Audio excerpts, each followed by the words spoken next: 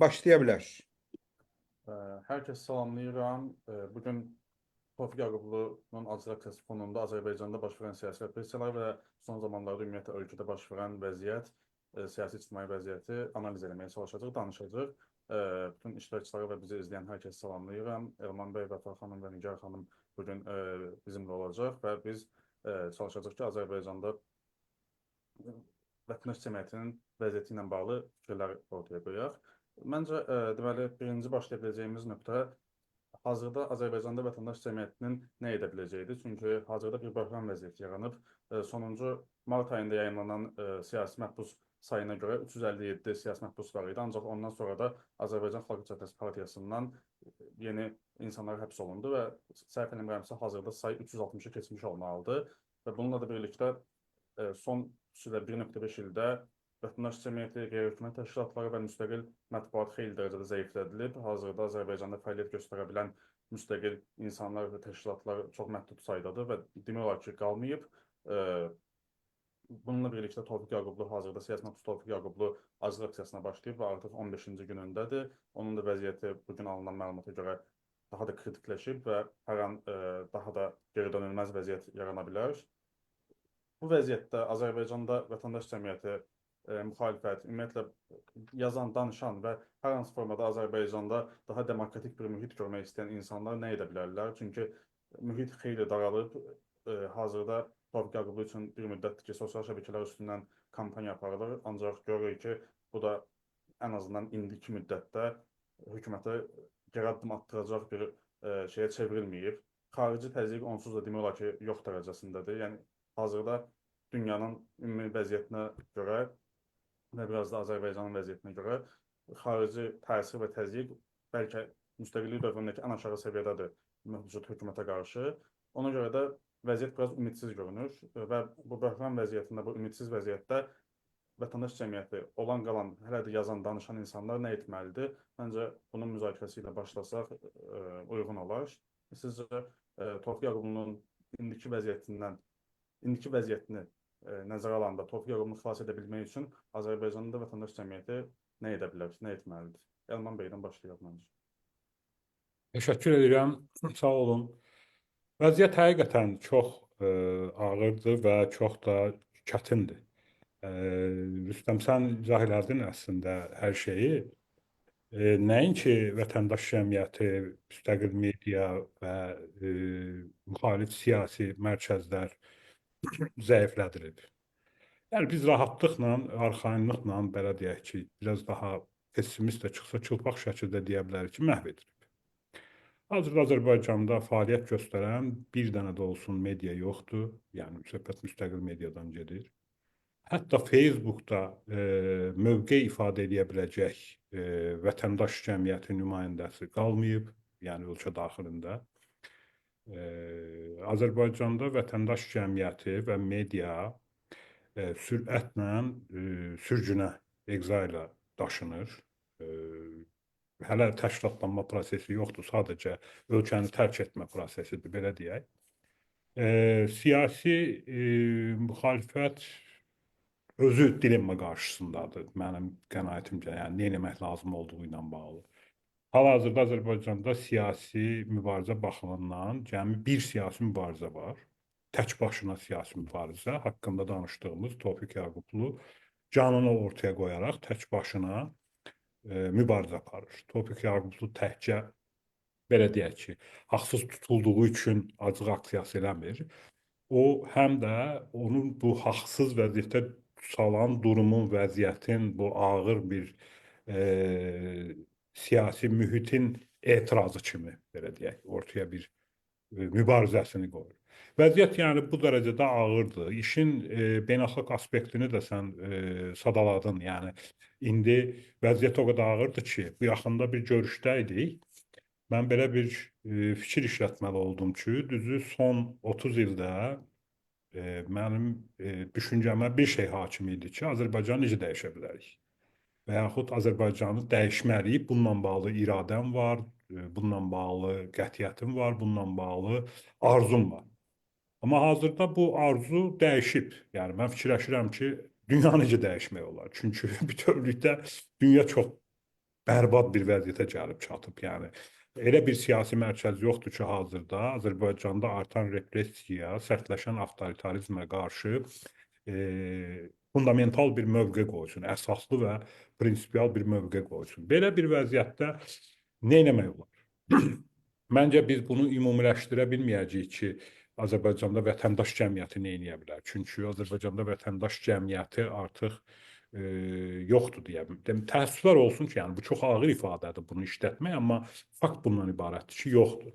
Sadəcə bizlər nə edə bilərik? Hansı ki, Azərbaycandan kənardayıq bu və ya digər səbəblərdən ya tərk eləməli olmuşuq, ya əvvəldən buralarda yerləşmişdik və öz mübarizəmizdə, dəyərlərimizdə qalırdıq.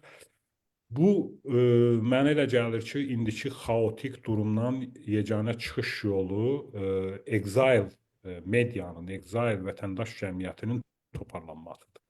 Bu və ya digər formada fəaliyyətlərin intensivləşdirilməsidir, koordinə edilməsidir. Çünki Azərbaycanın daxilində heç nə yoxdur. Elə veriliş başlamamışdan əvvəl biz öz aramızda danışanda dedik ki, yəni bu məsələləri Azərbaycanın içərisində oturub danışıb veriliş qurtarmamış, yəqin ki, bir neçə nəfər Kürdəxanaya yollanmış. Veriliş başa çatmamış belə. Yəni vəziyyət bu dərəcədə ağırdır. Çıxış yolu göstərmək və yaxud məsləhət vermək yersiz görünür, mənə elə gəlir ki, sadəcə biz bir şey təsbit etməliyik ki, coğrafiya tarixində, nəinki Azərbaycan tarixində, yəni coğrafiya deyəndə mən Qafqazı nəzərdə tuturam. Cənubi Qafqaz tarixində son təxminən 100 ili götürmüş olsaq, hətta 37-ci il repressiyalarını belə necə deyim, sorğulayacaq bir vəziyyət yaşayır hazırda Azərbaycan cəmiyyəti və belə bir vəziyyətdə dilemma bilmirsən, yəni insanlar İlham Əliyevin istədiyi birisi nədir? İlham Əliyevin, mənim qənaətimcə İlham Əliyevin istədiyi odur ki, hamı biət eləməlidir. Yəni burada məsələ ondan getmir ki, kimsə artıq İlham Əliyevə mane olmur və yaxud mövqe qoymur, biraz sakit dayanır. Sizə əmin edeyim ki, İlham Əliyev bununla da qane deyil. O deyir ki, hamı biət eləməlidir. Yəni biraz pessimist çıxacaq. Hazırda biz fikirləşirik ki, nə etmək olar ki, Tofiq Yaqublu ölməsin. Tofiq Yaqublu azadlığa qovuşsun mövzusu deyil bu. Tofiq Yaqublu ölməsin. Yəni Tofiq Yaqublunun hazırda azadlığa buraxılması onu ölümdən xilas edən bir hadisədir. Yəni onun sadəcə həbsdən azad olunması məsələsi deyil. Amma mən düşünürəm ki, şübhələnirəm ki, İlham Əliyev başqa qənaətdədir. O fikirləşir ki, Tofiq Yaqublu biət eləməlidir. O nəinki aclıq aksiyasını dayandırmalıdır. Nəinki ümumiyyətlə yəni mövqe ortaya qoymamalıdır. Hətta durub biət eləməlidir. Deməlidir ki, mən səhv eləmişəm 30 ildir, 35 ildir, 88-ci ildən bu yana, hətta 37 ildir səhv yoldaydım. İndi düz yola qayıtmaq istəyirəm. Yəni vəziyyət bu qədər ağırdır. Biz o dəmir yumruq məsələsi ki vardı son 5 ildə populyar olan, biz dostlar arasında hələ 2020-də o dəmir yumruq ilk dəfə sirkələnəndə belə bir qənaətə gəldik ki, yaxın vaxtlarda bu dəmir yumruq Azərbaycan xalqının başına çox ağır şəkildə enəcək. Çünki həmin dövrdə fərqli bir euforiya vardı ki, xalq müharibədə iştirak elədi, biz qalib gəldik, qalib xalqla başqa cür davranmaq, əvvəlki kimi davranmaq mümkün deyil filan, belə bir euforiya yaranmışdı. O zaman biz müzakirələrdə belə bir qənaəti, doğru bir qənaətə gəldik ki, bu çox yanlış qənaətdir ki, güya nəsə dəyişəcək İlham Əliyevin xarakterində. Əslində o özünü biraz da hələ legitim sayaraq ki, artıq legitimlik də aldım belə bir problemi həll edərək, həmin yumruq əsl düşməninə, biraz obrazlı desək, yəni xalqın başına çox pis şəkildə enəcək. Enib biz dibə doğru gedirik. Yəni hələ təəssüf ki, hələ dibə çatmamışıq. Dibə doğru gedirik. Dib bizə göstərəcək ki, o vəziyyətdən biz hansı formada çıxa biləcəyik. Yəni mənim uzun illər inandığım bir şey var ki, İlham Əliyevin uzun müddət, yəni tarix, həyat, cəmiyyət biraz belə 5 günün, 3 günün, 1 ilin, 2 ilin mövzusu deyil. İlham Əliyevin uzun müddət Azərbaycanda klassik sərt avtoritarizmi tətbiq edib davam etmə resurslarına sahib olmadığına əminəm. Amma insan ömrü çox qısadır, insan taleyi məhv olur, gedir 1 günün, 5 günün, 15 günün, 20 günün içərisində. Bu cür faciələrə İlham Əliyev imza atacaq bu dövr ərzində. Amma biz çox keçmədən, zaman söyləmək çətin məsələdir. Bu aylar da ola bilər, bir neçə il də ola bilər. İlham Əliyevin özünə də aydın olacaq, o fakt qarşısında qalacaq ki, bu cür idarə etmək üçün resursları yetərli deyil və sonda əslində təslim olan öz olacaq. Biz bu prosesdə nə edə bilərik? Bu məncə bugünün yox, daha geniş bir mövzudur ki, biz bunu tam ortaya qoyub müzakirə etməliyik, bir konseptini çıxartmalıyıq ki, bu vəziyyətdə müqaviməti necə qoruyub saxlamaq olar? Sabah İlham Əliyev əslində anlayanda ki, o təslim olmalıdır. O dövrə necə gedib çıxacağıq, onu ayrıca müzakirə etmək olar. Çox sağ olun. İndi Vəfa xanıma keçə bilərik, İsrail ilə gedək. Çox sağ ol Rüstəm. Əslində yaxşı sualdır indi biz nə etməliyik? Amma indi bizim hər kəsin də elə müşahidə elədiyi kimi post 2020-dən dövründən sonra 2020-dən sonra repressiyalar daha da çoxaldı. Yəqin ki, indiyə qədər Azərbaycanda bu qədər siyasi məhbus olmayıb. 357 nəfər və bu genişləmə əslində göstərir ki, artıq cəza yalnız siyasi aktiv iştirakla yox, həm də potensial təhlükə olmaqla bağlıdır. Məsələn, sistem tənqidə dözümsüzdür. Əgər əvvəllər tənqid edənlər həbs edilirdisə və yaxud da ki, loyal olmayanlar artıq kənar qalırdısa bu məsələdən, indi isə dəyişib və hər kəsin qapısını polis döyə bilər və tənqid edənlər də demək olar ki, başqalaşdırılır. Onlar potensial təhlükə kimi damğalanır və konsepsiya sadədir, ya bizdənsən, ya da ki, qarşımızdasan və cəmiyyət sistemin bu ikiləşdirici məntiqinə uyğun loyallıq göstərməyə məcburdur əslində və total nəzarəti qorumaq üçün həbslər və qorxutmalar da əsas alətə çevrilib. Əvvəllər daha çox siyasi fəallara və müxalifət partiyalara qeyd etdiyim kimi qarşı yönəlmişsə, indi artıq bu selektiv repressiya deyil. Ona görə də müharibə əsasən də 2020-dən sonra da bu müharibə, qələbə ritorikası, repressiv sistemi daha da gücləndirdi. Əldə edilən nəticə hakimiyyəti legitimliyini artırdı və onu daha da aqressiv, açıq repressiyalara həvəsləndirdi. İndi sistem sadəcə əvvəllər əgər 1-2 adamı həbs eləyirdisə eyni vaxtda, indi 8-9 jurnalisti birdən həbs eləyə bilir. Bu da ki, qlobal hadisələrin də buna təsiri var və müstəqil media sıradan çıxarılması, repressiyalar, kütləvi və s.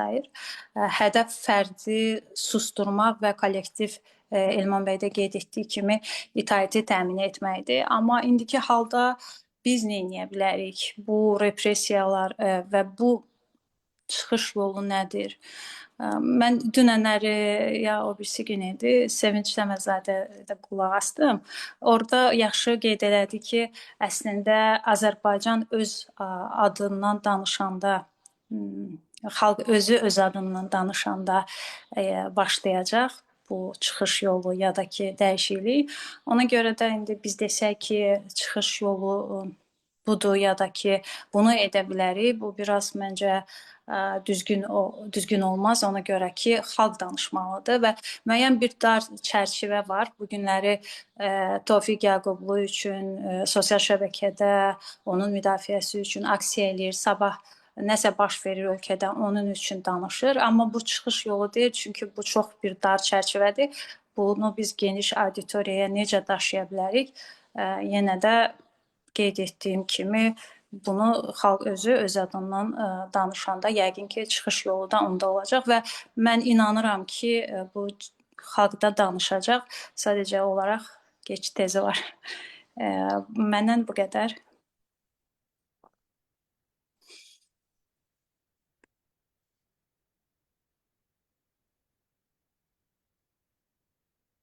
bağışlayın, mikrofon bağlı idi. Təşəkkürlər. İndi Nigar xanıma keçə bilərik. İndi səs yaxşı eşidilir. Vallahi herkese salam, bizi dinleyen izleyicilere de salam deyirəm.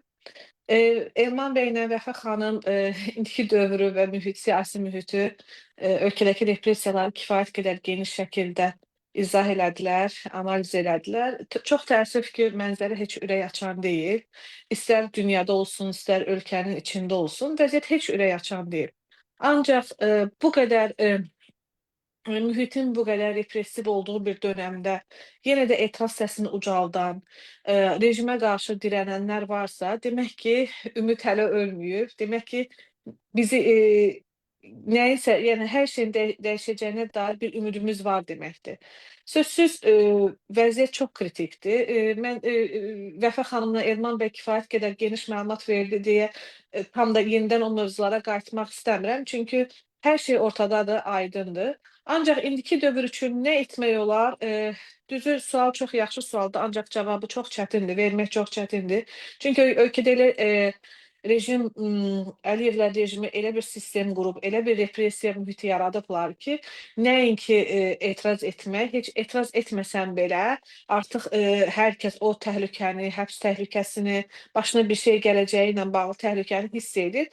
Çox uzağa getməyim. Bax bu gün qardaşım mənə zəng elədi. O Vaşinqtonda yaşayır və bildirdi ki, dünən bu günlərdə Azərbaycan səfirliyinin qarşısında etiraz aksiyası keçirilmişdi və aksiyaçılardan birinin ailəsinə artıq polis gəlib, onlarla maraqlanır. Yəni rejim tək ölkə içində yox, hətta ölkədən kənarda belə etiraz aksiyalarına qoşulan, o aksiyalarda iştirak öndə olan adamları belə çalışır ki, onları belə təzyiq altında, qorxu altında saxlasın. Ancaq mənə görə Tofiq Yaqublu mənim atam olduğu üçün demirəm. Tofiq Yaqublu bir ictimai fiqurdur, müxalifət liderlərindən biridir və hal-hazırda qanunsuz həbsinə və məhkəmə qərarına etiraz olaraq aclıq aksiyası edir və bu gün də 15 gündür ki, artıq aclıq edir. Və bu 15 gündə və bu gün bu qədər müddətdə hər gün biraz səsinin tonunda zəiflik hiss eləyirdim, yorğun olduğunu hiss edirsən də. Amma bu dəfə ilk dəfə idi ki, daha çox yorğun olduğunu hiss elədim, daha çox taqətsiz, səsinin zəif gəldiyini hiss elədim və bugün də xüsusən də 1 saat gec zəng eləmişdi. Çox narahat oldum ki, artıq başına nəsə bir iş gəlib. Çünki artıq 65 yaşının içindədir, orqanizm cavan deyil, o qədər həbslər, işgəncələr görüb, eyni zamanda neçə dəfə işgəncələrdən sonra cərrahi əməliyyatlar keçirib. Sözsüz ki, bu yaşadığı bu həyatda gördükləri şeylər onun səhhətinə təsirsiz ötüşməyib. Amma hal-hazırda Tofiq Yaqubun həyatı həqiqətən də təhlükədədir. Biz hər an, mən hər gün onunla oyanıram ki, bu gün həbsxanadan dilimə gətirmək belə istəmirəm, amma həbsxanadan biz o qorxulu xəbəri eşidəcəyik. Çünki hər an o baş verə bilər. Artıq bu gün məlum oldu ki, ürək döyüntüsü dünən 96 imiş, bu gün artıq qəflətən 57-yə düşüb və tədricən get-gedə vəziyyət pisləşməyə doğru gedir. Bunun müqabilində isə onun həkimi buraxılmır təcridxanaya. Bilirsiniz ki, Adil Qeybulla ölkənin tanınmış professorudur, həkimdir və kifayət qədər də tək Tofiq Yaqublu ilə bağlı yox, digər siyasi məhbuslarla da bağlı səhhətində problemlər olanda adətən o təcridxanalara gedir və o müayinə edir siyasi məhbusları və Tofiq Yaqublu'nun da bu artıq ümumən sadəcə 5-ci aclıq aksiyasıdır. Ancaq son 3 aclıq aksiyasında, daha doğrusu 2 aclıq aksiyasında Adil bəy onun səhhətini müayinə eləmişdi, ona o müayinə eləmişdi. O daha detallı bilir, onun səhhətində hansı problemləri var və biz mütəmadi olaraq onunla danışırıq və o bizə hər danışanda bildirir ki, vəziyyət çox kritikdir. Hər an nəsə ola bilər, geri dönməz hallar baş verə bilər. Vəziyyət çox kritikdir. Amma təəssüf ki, hələ ki qarşı tərəf deyək də, qarşı tərəfdən hələ ki bir cavab ala bilmirik ki, bunun axırı necə olacaq? Görünən odur ki, İlham Əliyev Tofiq Yaqubunu öldürməkdə qərarlıdır və onun ölümü ilə bağlı fərmanı verib. Çünki baxın, İlham Əliyev kimdən güc alır? Putindən. Putin neyniyir hal-hazırda?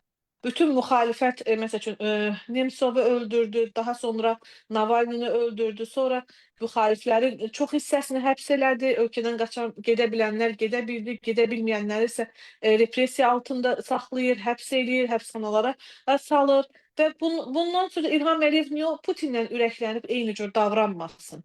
Ancaq bu məsələnin Tofiq Yaqublunu ölümdən xilas eləməyin yeganə yolu sözsüz ki, xalqdır. Xalqın iradəsidir, prinsipial tələbidir, ortaya mövqe qoymasıdır. Bu yaxınlarda Tofiq Yaqub məhkəmələrinin birində bir siyasi məhbusun anası gəlmişdi məhkəməyə. Adı yanılmıramsa Həmid idi, soyadı xatırlamıram. Almaniyada çalışan bir həkim idi. Evlənmək üçün ölkəyə gələndə onu həbs ediblər və bu yaxınlarda da məhkəmə onun barəsində 6 il həbs cəzası vermişdi.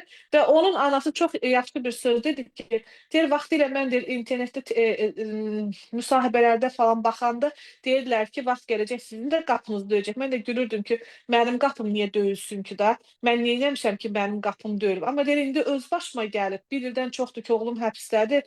Məhkəmələrdə, həbsxana yollarında qalmışam. Səsimi heç yana çatdıra bilmirəm. Oğlumun susuz tutulduğunu, şərləndiyini heç yerdə sübut eləyə bilmirəm. Daha doğrusu faktları, dəlilləri var. Yəni heç yerdə sözüm keçmir. Nə məhkəmə var. Yəni mənim başıma gələndə mən bildim.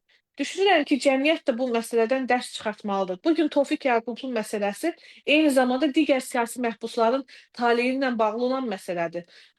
Tofiq Yaqublunun bugün əgər cəmiyyət onu ölümdən xilas etməsə, bu o deməkdir ki, digər həbsdə olan o 360-dan çox siyasi məhbusu da eyni aqibət gözləyir. Demirəm ki, onlar məsəl üçün Tofiq Yaqub kimi aclıq aksiyası edəcəklər və sonları necə olacaq hələ bilmirəm, amma ki, yəni onlara qarşı daha amansız olacaqlar. Mənə görə Tofiq Yaqubun məsələsi bir testdir hakimiyyət üçün və cəmiyyət bu məsələdə mövqe qoymalıdır ortalığa.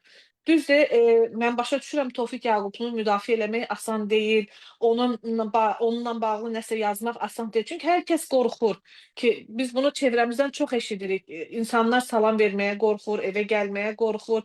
Bizi yolda görəndə yönlərini dəyişdirirlər ki, birdən görərlər ki, biz onlara salam vermişik. Biz bu şeyləri çox, bizim üçün adiləşib bu cür situasiyalar. Ancaq cəmiyyət və xalq düşünməli ki, nə vaxta qədər belə olacaq? Nə vaxta kimi hər şey qorxu içində olacaq? Düşünürəm ki, Tofiq Yaqublu məsələsində biz necə narahatıqsa, İlham Əliyev və onun hakimiyyəti də eləcə narahat olmalıdır. Xatırlayırsınızsa, bu yaxınlarda İmişli rayonunda bir yol qəzası olmuşdu və bu yol qəzasında yəni bu yol qəzasını sıradan bir adam törətsəydi, bu qədər reaksiya doğurmazdı. Nə mənada ki, uşaqların ölümünə görə əlbəttə ki, hamı üzüləcək və bunu bir bədbəxt hadisə adlandıracaqlar. Ancaq bu yol hadisəsini sırf polis elədiyinə görə həmin rayonun və cəmiyyətin aqressiyası çox idi. Və bildiniz ki, həmin hadisədən bir gün sonra da daxili qoşunlar oradaydı, güclü polis nəzarəti var idi. Yəni körpələrin ölümünə görə körpəni öldürən qaldı kənarda, amma onun ölümünə etiraz eləyəni, polis əməkdaşlığı üçün etiraz səsini ucaldan gəncləri həbs elədilər. Məncə hakimiyyət orada göstərdi ki, bəli, adi bir qığılcımdan çox qorxurlar. Qorxurlar ki, regionun hansısa birində bir qığılcım olar və bunun qarşısını almaq olmaz və bütün ölkə etiraza qalxar. Necə ki, vaxtilə Ərəb baharı yanılmıramsa Tunisdə bir göyərti satanın özünü yandırmasıyla başlamışdı və heç kim düşünmürdü ki, bu etiraz dalğası digər Ərəb ölkələrinə də sıçraya bilər və orada da uğurlu nəticələr ola bilər. Amma düşünürəm ki, Tofiq Yaqublun məsələsi sırf o məsələlərdəndir ki, bəli, Tofiq Yaqubluya bir şey olsa, bilmirəm həqiqətən sonu necə olacaq, amma ən azından düşünürəm ki, Tofiq Yaqubluya bir şey olsa, cəmiyyət bu məsələdə susqun olmayacaq. Çox sağ olun. Mən də bir neçə şey əlavə eləmək istəyirəm. Bir Elman bəy dedi ki, vətəndaş cəmiyyətini bəlkə də sürgün icmasına çevirmək və sürgündə medialar yaratmaq və vətəndaş cəmiyyətini artıq daha azad hərəkət edə biləcək və daha toxunulmaz ola biləcəyi bir mövqeyə aparmaq olar. Bu cəhətdən bizim əlimizdə əslində nümunə Belarus və Rusiya cəmiyyətləri ola bilər ki, onların Avropada və digər demokratik ölkələrdə kifayət qədər təşkilatlanmış, kifayət qədər güclü vətəndaş cəmiyyətləri var, hansı ki, sürgündə fəaliyyət göstərirlər. Onların bizdən əsas fərqi ondan ibarətdir ki, onlarda həm say daha çoxdur, həm də beynəlxalq dəstək onlar üçün daha güclüdür. Çünki Belarus və Rusiya artıq bütün qlobal ictimaiyyət tərəfindən, ən azından demokratik qlobal ictimaiyyət tərəfindən tam diktatura kimi təyin olunmuş və onlarla az qala bütün əlaqələrin kəsilmiş olduğu ölkələrdir. Ancaq biz görürük ki, orada da təxminən o qədər də güclü təsir yaratmaq mümkün olmur. Təbii ki, bunun ən qədər başqa səbəbləri var. Ən azından o səbəblər var ki, həm Rusiyada, həm Belarusda nüvə silahları yerləşdirilib və onlar kifayət qədər toxunulmaz hərbi gücə sahib ittifaqdırlar və onlarla mübarizə aparmaq istənilən halda qərb dövlətləri üçün də, demokratik cəmiyyətlər üçün də daha çətindir, nəinki Azərbaycanla. Digər tərəfdən hazırda son bir ayda gedən başqa bir proses var. Türkiyədə gedən bir proses var ki, onlar daha qərbə inteqrasiya olmuş, daha demokratik ənənəsi, təsisatları olan, yerləşmiş siyasi cəmiyyəti olan, siyasi ictimai cəmiyyəti olan ölkədirlər. Amma orada da biz görürük ki, müxalifətin ən populyar siması həbs olunur və baxmayaraq ki, indi bəzən 10 minlər, bəzən 100 minlər, hətta müxalifətin iddiasına görə bəzən milyonlarla insan küçəyə çıxsa da, nümayişlərdə iştirak eləsə də, hələ ki geri addım atılmır, bəlkə də atılacaq. Ancaq görürük ki, ümumiyyətlə, qlobal ictimaiyyətdə ciddi bir böhran var. Elvan Bey'in dediyi kimi, yəni artıq məsələ sadəcə Azərbaycanı xilas etməkdən keçib. Sanki bütün demokratiya istəyən, insan hüquqları və azadlıqlarına hörmət edən bütün insanlar qlobal cəhətdən birləşib bir sual axtarmalıdırlar, sual cavab axtarmalıdırlar ki, nə etmək lazımdır, necə eləmək lazımdır ki, dünyada ən azından əvvəl olan demokratiyaya ümid yenidən bərpa olunsun. Çünki hazırda demək olar ki, bütün proqnozlar onu göstərir ki, demokratiya onsuz da böhrandadır və bundan sonra bu böhran getdikcə dərinləşəcək, nəinki düzələcək. Bəlkə hansısa bəzi regionlarda, bəzi ölkələrdə ümid işığı ola biləcək kiçik işarətlər, kiçik dəyişikliklər ola bilər. Məsələn, hazırda Türkiyə izlənilir və bəlkə Türkiyə xalqı bir şey bacara biləcək, əmin olmasaq da. Eyni formada bəlkə də biz özümüzdən də ümid edə bilərik ki, bəlkə Tofiq abi bu hadisəsi, bəlkə getdikcə artan repressiyalar axırda necəsə cəmiyyətin, xalqın reaksiyasına gətirib çıxaracaq. Ancaq bizdə vəziyyət təbii ki, biraz daha ümidsiz olur istər-istəməz. Çünki həm daha oturmuş bir avtoritarizm var, həm də bizdə demokratik təsisatlar və ənənə çox daha zəifdir, çox daha həssasdır və çox rahat şəkildə, yəni 1.5 il içində gördük ki, biz QHT-lər, media və vətəndaş cəmiyyəti əslində dövlət tərəfindən dağıdılmaq üçün kifayət qədər dəstəksiz imiş. Yəni həm daxildə, həm xaricdə yetərincə dəstək ala bilmədi ona qarşı olan repressiyalar fonunda. Və hazırda da əslində Vəfa xanımın dediyi bir şey var idi ki, xalq bu məsələdə bir şey eləməlidir günün sonunda və qoşulmalıdır bir növ. Ancaq hazırki vəziyyətdə bizim əsas böhranımız Tofiq bəyin həyatıdır. Tofiq bəyin azadlığa çıxması Elvan bəyin də dediyi kimi əslində onun həyatını xilas eləmək üçün də çox önəmlidir. Və müddətimiz əslində çox azdır. Yəni, çox da vaxtımız yoxdur ki, biz gözləyək ki, proseslər günün sonunda elə gətirəcək ki, nə bilim, neft qiyməti düşəcək, iqtisadi vəziyyət daha da pisləşəcək və nə vaxtsa xalq bir şey eləməyə başlayacaq. Yəni, bütün bu silsiləni gözləmək üçün hazırda o qədər vaxtımız yoxdur. Artıq 15 gündür ki, Tofiq bəy azad aksiyası keçirdir və artıq vəziyyət çox kritikdir. Yəni, 65 yaşlı bir insandır, iradəsinə qədər dəmirdən olsa da, bildiyi kimi bədəni dəmirdən deyil günün sonunda və onu xilas eləmək üçün başqa bir şeylər də bəlkə də fikirləşməliyik. Hazırda sosial şəbəkədə kampaniya gedir. Ancaq biz görürük ki, nəinki xalq qoşulmur, hətta ənənəvi olaraq vətəndaş cəmiyyətinin bir parçası olan o və ya bu səviyyədə siyasi ictimai məsələlərdə fəal olmuş və bizim çevrəmizdən deyə biləcəyimiz insanların da bəziləri o və ya bu səbəbdən çəkinirlər. Onlar da hətta bu mövzuda mövqe qoymağa və mütəmadi olaraq yazmağa nədənsə yazmaqdan nədənsə imtina edirlər.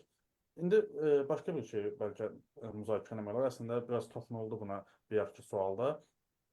Tofiq bəy hazırda həbsdədir. O artıq səhv eləmirəmsə 16 aydır ki, həbs olunub və Azərbaycan dövləti onu azadlığa buraxmaqda hazırda maraqlı görünmür. Geri addım atmaqda heç bir formada maraqlı görünmür. Hətta biz keçmiş azadlıq aksiyasında səhv etmirəmsə 2020-ci ildəki azadlıq aksiyası 16 günün sonunda onun azadlığa çıxması ilə nəticələnmişdi. Hə, ola bilər. 17. Aha. Bəli, 17 günün sonunda. Amma səhv eləmirəmsə artıq bir neçə gün qalmış biz hökumət nümayəndələrindən, hökumətə yaxın insanlardan cəmiyyətə müəyyən şeylər görürdük ki, bu məsələnin həll olunması üçün bəzi çağırışlar yaranmışdı. Necə ki, hazırda Əvəz bəyin vəziyyəti ilə bağlı hökumətə yaxın insanlar da artıq müəyyən çağırışlara qoşulurlar ki, onun səhhəti ilə bağlı hökumət addım atsın. Ancaq hazırda, məsələn, görürük ki, Elman Nəsrov və dünən idi, 2 gün əvvəl idi, çıxıb yenə mənasız şeylər danışdı. Daha aqressiv tonda danışdı, nəinki daha yumşadıcı vəziyyəti daha softlaşdırıcı bir şey demədi, əksinə daha da aqressivləşdirdi. Mənə bir şey maraqlıdır və məncə bunu müzakirə etmək olar. Hazırda Tofiq bəyin vəziyyəti ondan ibarətdir ki, biz təxminən hardasa bilirik ki, bu insan əgər bir neçə həftə içində azadlığa buraxılmasa, ölüm riski ilə qarşı-qarşıyadır və dövlət ən azından indiki nöqtədə geri addım atmağı düşünmür. Sizcə Tofiq bəyin azadlığa buraxılması dövlət üçün niyə bu qədər çətindir? Yəni niyə onlar buna heç bir formada getməyi düşünmürlər, istəmirlər və Tofiq bəyin bir tərəfdə Tofiq bəyin azadlığa buraxılması var, bir tərəfdə Tofiq bəyin ölüm ehtimalı var. Tofiq bəyin ölümü dövlətə nə qazandıracaq? Yəni onlar nə proqnozlaşdırırlar ki, Tofiq bəy öləcək və biz buna çatmış olacaq. Çünki bu Azərbaycan müstəqilliyi tarixində bir neçə dəfə baş vermiş, amma bu miqyasda heç vaxt baş verməmiş hadisədir ki, bir siyasi məhbus, yəni Tofiq Yaqublu kimi bir sima, yəni müxalifətin ən öndə gələn simalarından biri həbs olunsun və azlıq aksiyasında onun ölümünə dövlət razı olsun. Dövlət bu qədər önəmli, Azərbaycan müxalifəti üçün, Azərbaycan siyasi ictimai həyatı üçün bu qədər önəmli bir simanın onun əlində ölməsindən nə qazanacaq? Yəni və ya onun azadlığa buraxılması dövlətə nə itirdə bilər ki, onlar bu addıma getmək istəmirlər. Məncə bunu da biraz danışa bilərik. Elman bəydən başlayarız bir yaxşı sıraya uyğun olaraq. Təşəkkür edirəm. Yəni əslində çox vacib bir sual qoyursan ki, yəni mənfəətləri nədir ki? Yəni bilirsən, yaxşı bir deyim var, deyir, ağıllı adamların ən böyük bədbəxtçiliyi odur ki, onlar məntiqi düşünürlər.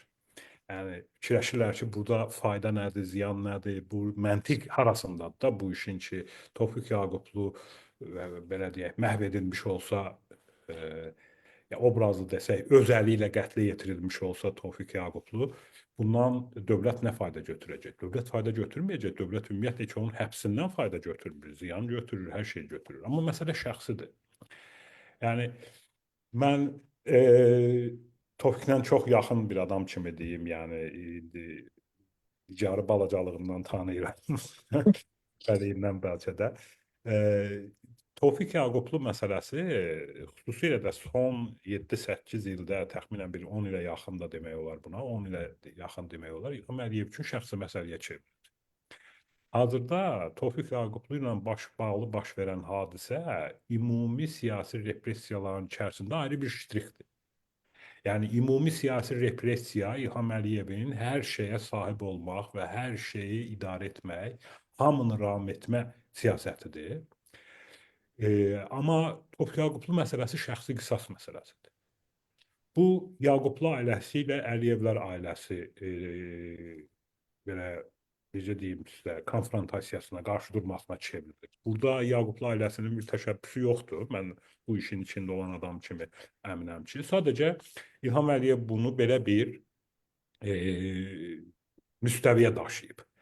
Ona görə hazırda biz o məntiqlə çıxış eləsək ki, Tofiq Yaqublu bütün məsələlərdə bu dövlətə ziyan vuracaq, hakimiyyətin özünə ziyan vuracaq, hətta İlham Əliyevin özünə də bu və ya digər formada ziyan vuracaq Tofiq Yaqublunun faciəli bir sona doğru getməsi. Amma məsələ rasional yox, emosional olduğu üçün İlham Əliyev burada itirəcəyi hansısa ona dəyən zərbələr haqqında düşünmür, alacağı zövq haqqında düşünür. Onun alacağı zövq odur ki, nəhayət bu qisasçılığı uğurla başa çatdırmış olacaq. Yəni, həm də küçədə qətl etməmiş olacaq. Bunun da nümunələri var. Elmar Hüseynov kimi və yaxud bizim bu Felcov, Güləriyev kimi, yəni xeyli müəmmalıdır onun da o vəziyyətə düşməsi. Elmar Hüseynov açıq qətildir, siyasi qətildir, hakimiyyətin siyasi qətlidir. Bu yolu seçmədi, daha belə obrazlıdırsa, daha maraqlı bir senari seçdi ki, Tofiq Yaqublunun öz əli ilə qətlə yetirmək. Tofiq Yaqublu həbs olunan gün mən bu sözü demişəm. Hətta bir danışıqda elə Nigarla, ailə ilə söhbətlərimizdə deyirdim ki, bir dənə yolumuz olmalı ki, Tofiq Yaqublunu aclıq aksiyasına başlamaqdan, yəni ondan geri çəkmək. Çünki bu proses ora gedir. Yəni İlham Əliyevin həbs etməkdən məqsədi Tofiq Yaqublunu ona sürükləməkdir. Bütün bu haqsızlıqlar, bütün bu böhtanlar, bütün bu şərləmələr, bütün bu məhkəmə prosesindəki o ağlasığmaz davranışlar və s. hamısı Tofiq Yaqublunu buna sürükləmək üçün idi. Yəni bu Tofiq Yaqublunun verdiyi qərar deyil, bu Tofiq Yaqublunun sürükləndiyi qərardır. İlham Əliyev onu ona görə sürükləyib, şəxsi qisas naminə sürükləyib. Yəni belə bir, yoxsa bu siyasi olmuş olsaydı, məsələn deyək ki, hamının adını yaxşı tanıdığı Mustafa Cəmiloğlu var, Tatar dissidentlərindən. Səhv eləmirəmsə dünyanın ən uzun ömürlü aclıq aksiyası keçirmişlərindən biridir. Amma sonunda onu azad elədilər hətta. Hətta onu belə, bu böyük Sovet maşını sonunda onu azad elədi. Daha burada bizim çünki məsələ şəxsi deyildi, məsələ siyasi idi.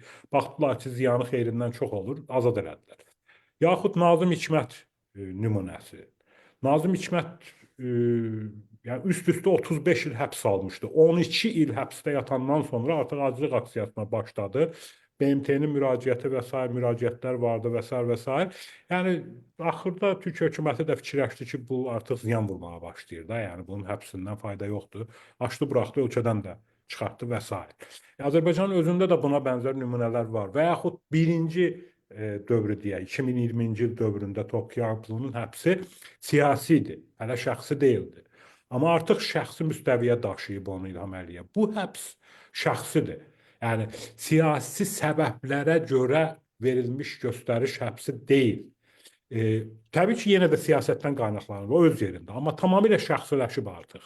Son 5-6 ildə bu məsələni İlham Əliyev şəxsiləşdirib, nəhayət qərar verib ki, gedin həbs edin, sürüklüyün, onu belə deyək, özünü öz əli ilə qətl etməyə sürüklüyür. Yəni biz təəssüflər olsun ki, bax hazırda müşahidə etdiyimiz situasiya budur, ona görə heç bir tərəfdən səs yoxdur. Hökumətin içərisində, yəni bilirsiniz ki, qərar bir dənədir. Yəni bunu məncə mübahisələndirməyə dəyməz. Bu İlham Əliyevin iradəsidir. Hökumətin içərisində, yəni Azərbaycan hökuməti o dərəcədə betonlaşıb ki, hökumətin içərisində bir nəfər də olsun elə bir şəxs yoxdur ki, bu mövzunu İlham Əliyevlə müzakirə etməyə cəsarət elədi.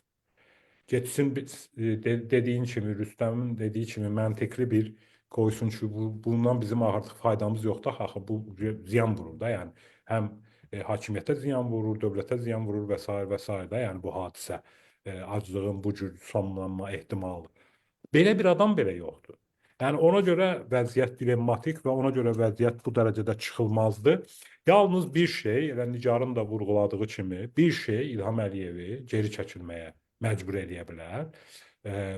Bayaq mən demişdim ki, bir gün təslim olacaq o resursları yetməyəndə o situasiyanı sürətləndirmək. Yəni xülyadır, gərək Azərbaycan xalqı qalxa ayağa, Azərbaycan xalqı ayağa qalxa, etiraz eləyə, bu idarə olunmaz bir cəmiyyət forması ala, o zaman İlham Əliyev məcbur olar, onu azadlığa buraxsın. Hazırda vəziyyət bu qədər pessimistdir.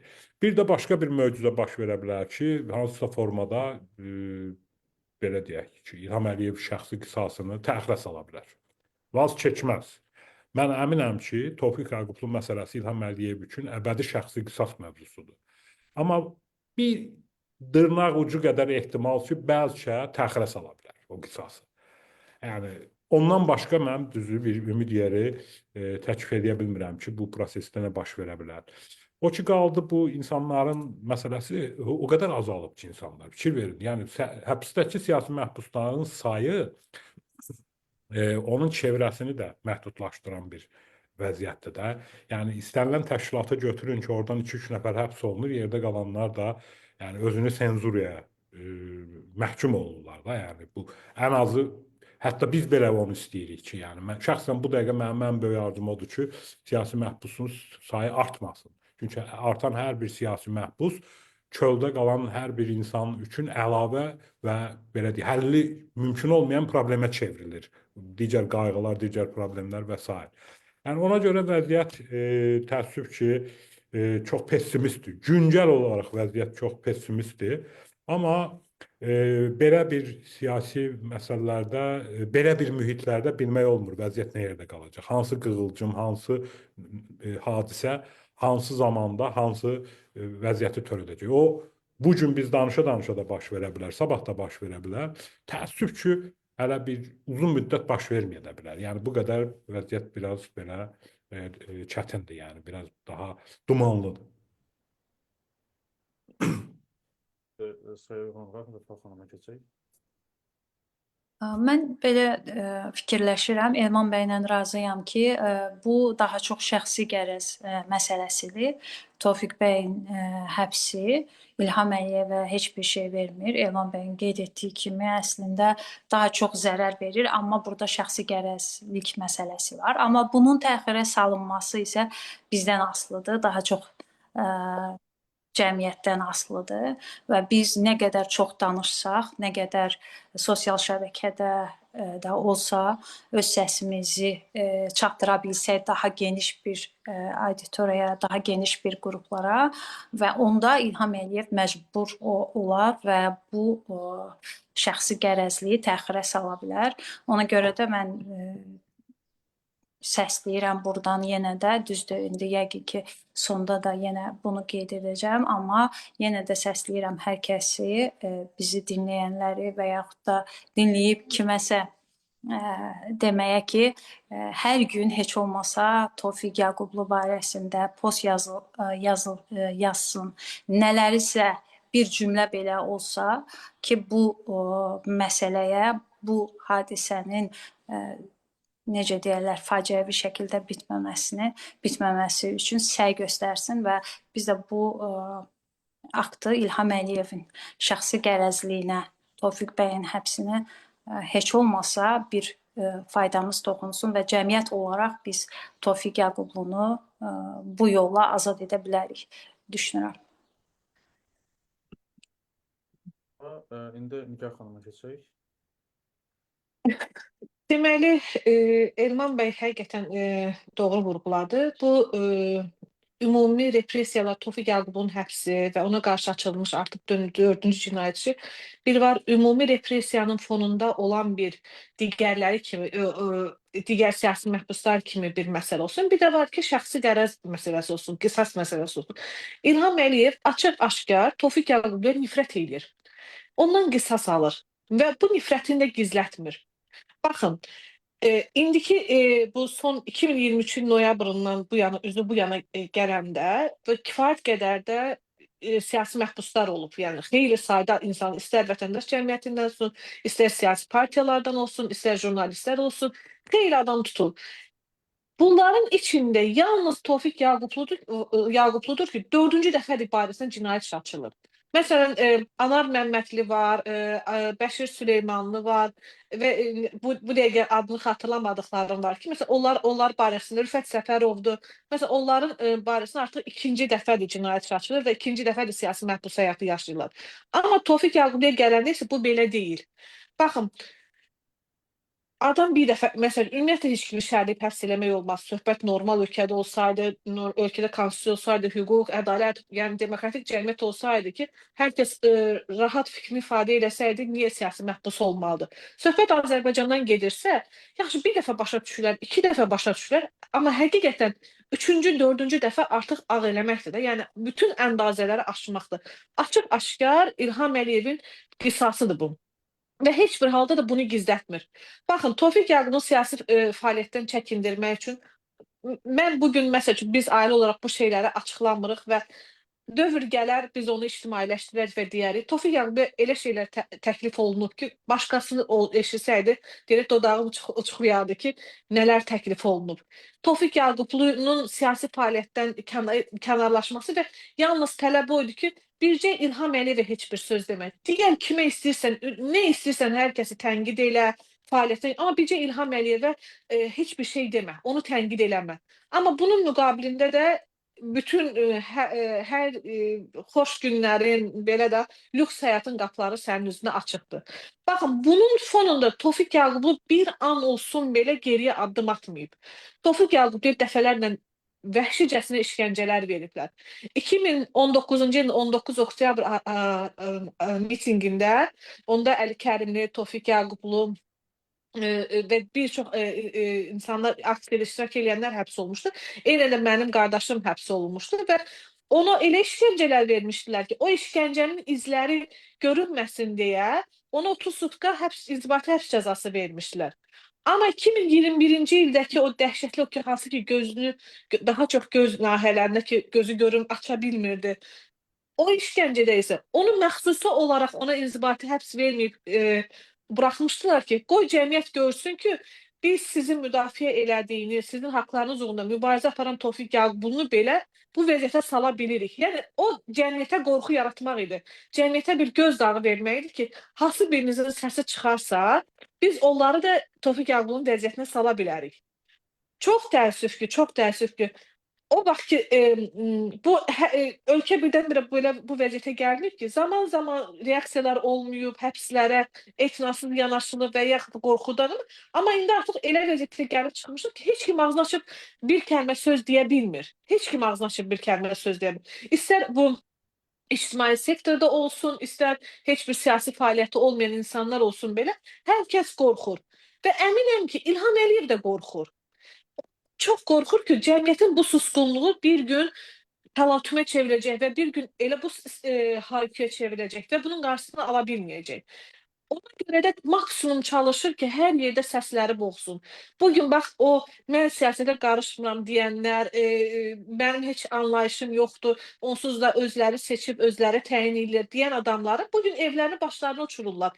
Evlərində ola-ola gəlib evlərini sökürlər. Amma vaxtında həmin insanlar cəmiyyətdə baş verən hadisələrə, repressiyalara, həbslərə reaksiya versəydilər, bugün onların qapısı döyülməzdi. Məsələn, Rüstəm bəy bayaq Türkiyədən misal çəkdi.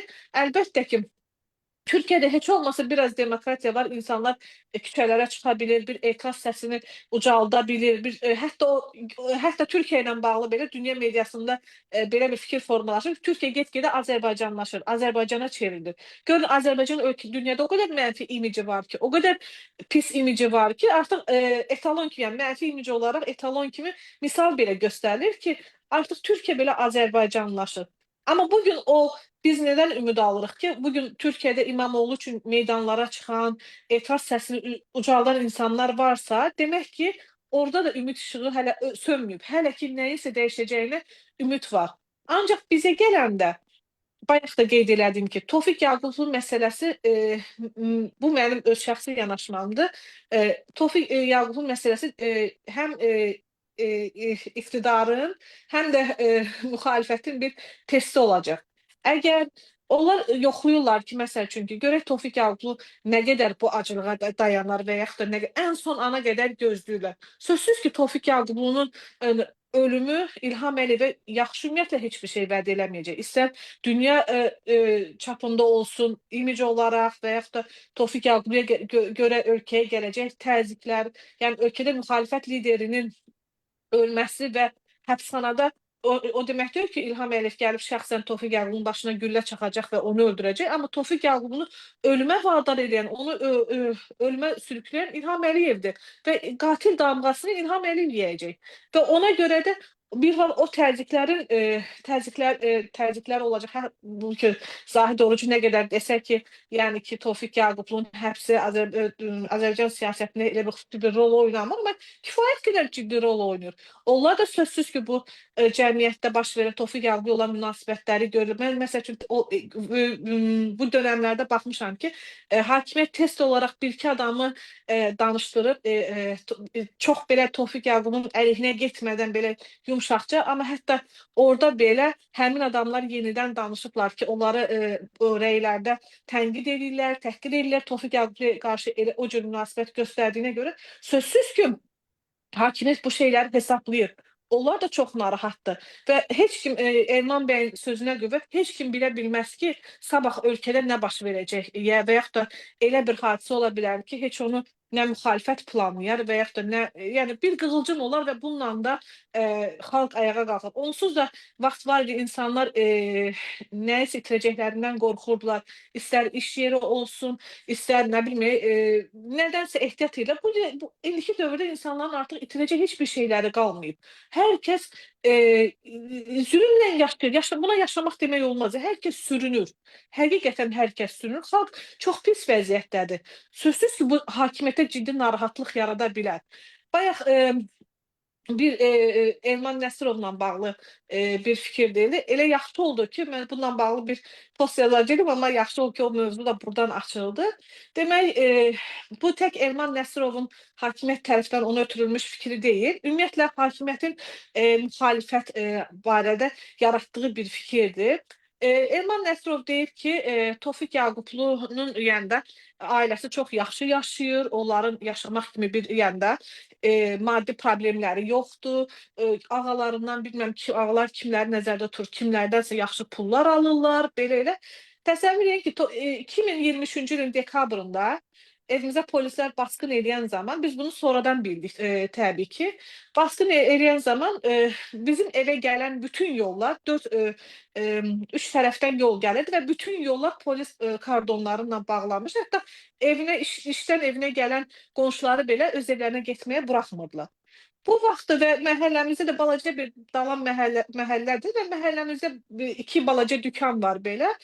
Polis gedib dükandan nəsə alıb, sözsüz ki, onun pulunu da verməyib belə ki, yəni mən polisəm, mən gəlmişəmsə, mən sizə pul da ödəyəsi deyiləm və dükan sahibinə deyib ki, o deyib ki, yəni etiraz yox, deyib ki, yenə nə istəyirsiniz o adamdan, nə olub belə deyir. Onsuz da siz bilmirsiniz, onlar həbs olanda onlara çoxlu pullar verirlər.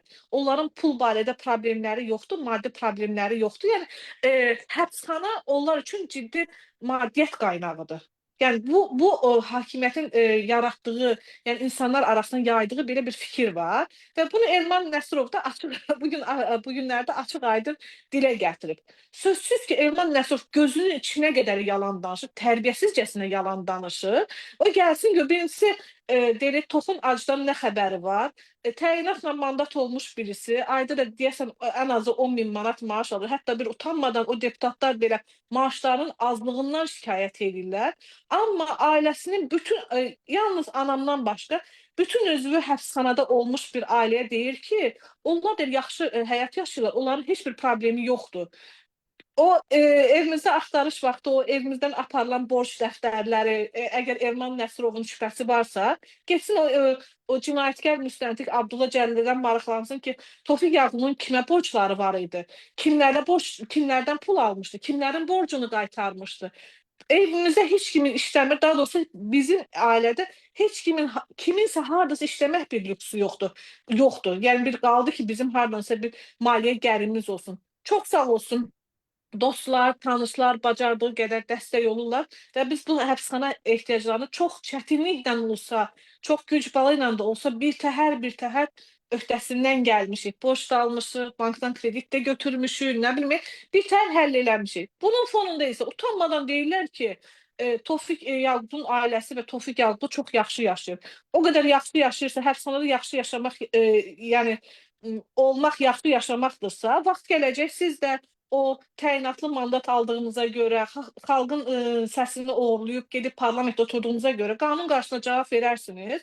Onda bilərsiniz ki, həbsxanada yaşamaq nə deməkdir və həbsxana həyatı yaşamaq nə deməkdir. Bilmirəm, o dönəmdə sizin ailəniz sizin arxanızca hər həftə gələ biləcəkmi, sizə sovqat gətirə biləcəkmi? Bu şeyləri yaşayarsınız, onda görərsiniz ki, bəli, bu ölkədə həbsdə olmaq nə deməkdir? Sözsüz ki, siz onda siyasi məhbus olmayacaqsınız, bir cinayətkar kimi həbsxanada olacaqsınız və bir var ki, mənim özüm də həbsxanada olmuşam və həbsxanada olmağın nə demək olduğunu da çox yaxşı bilirəm.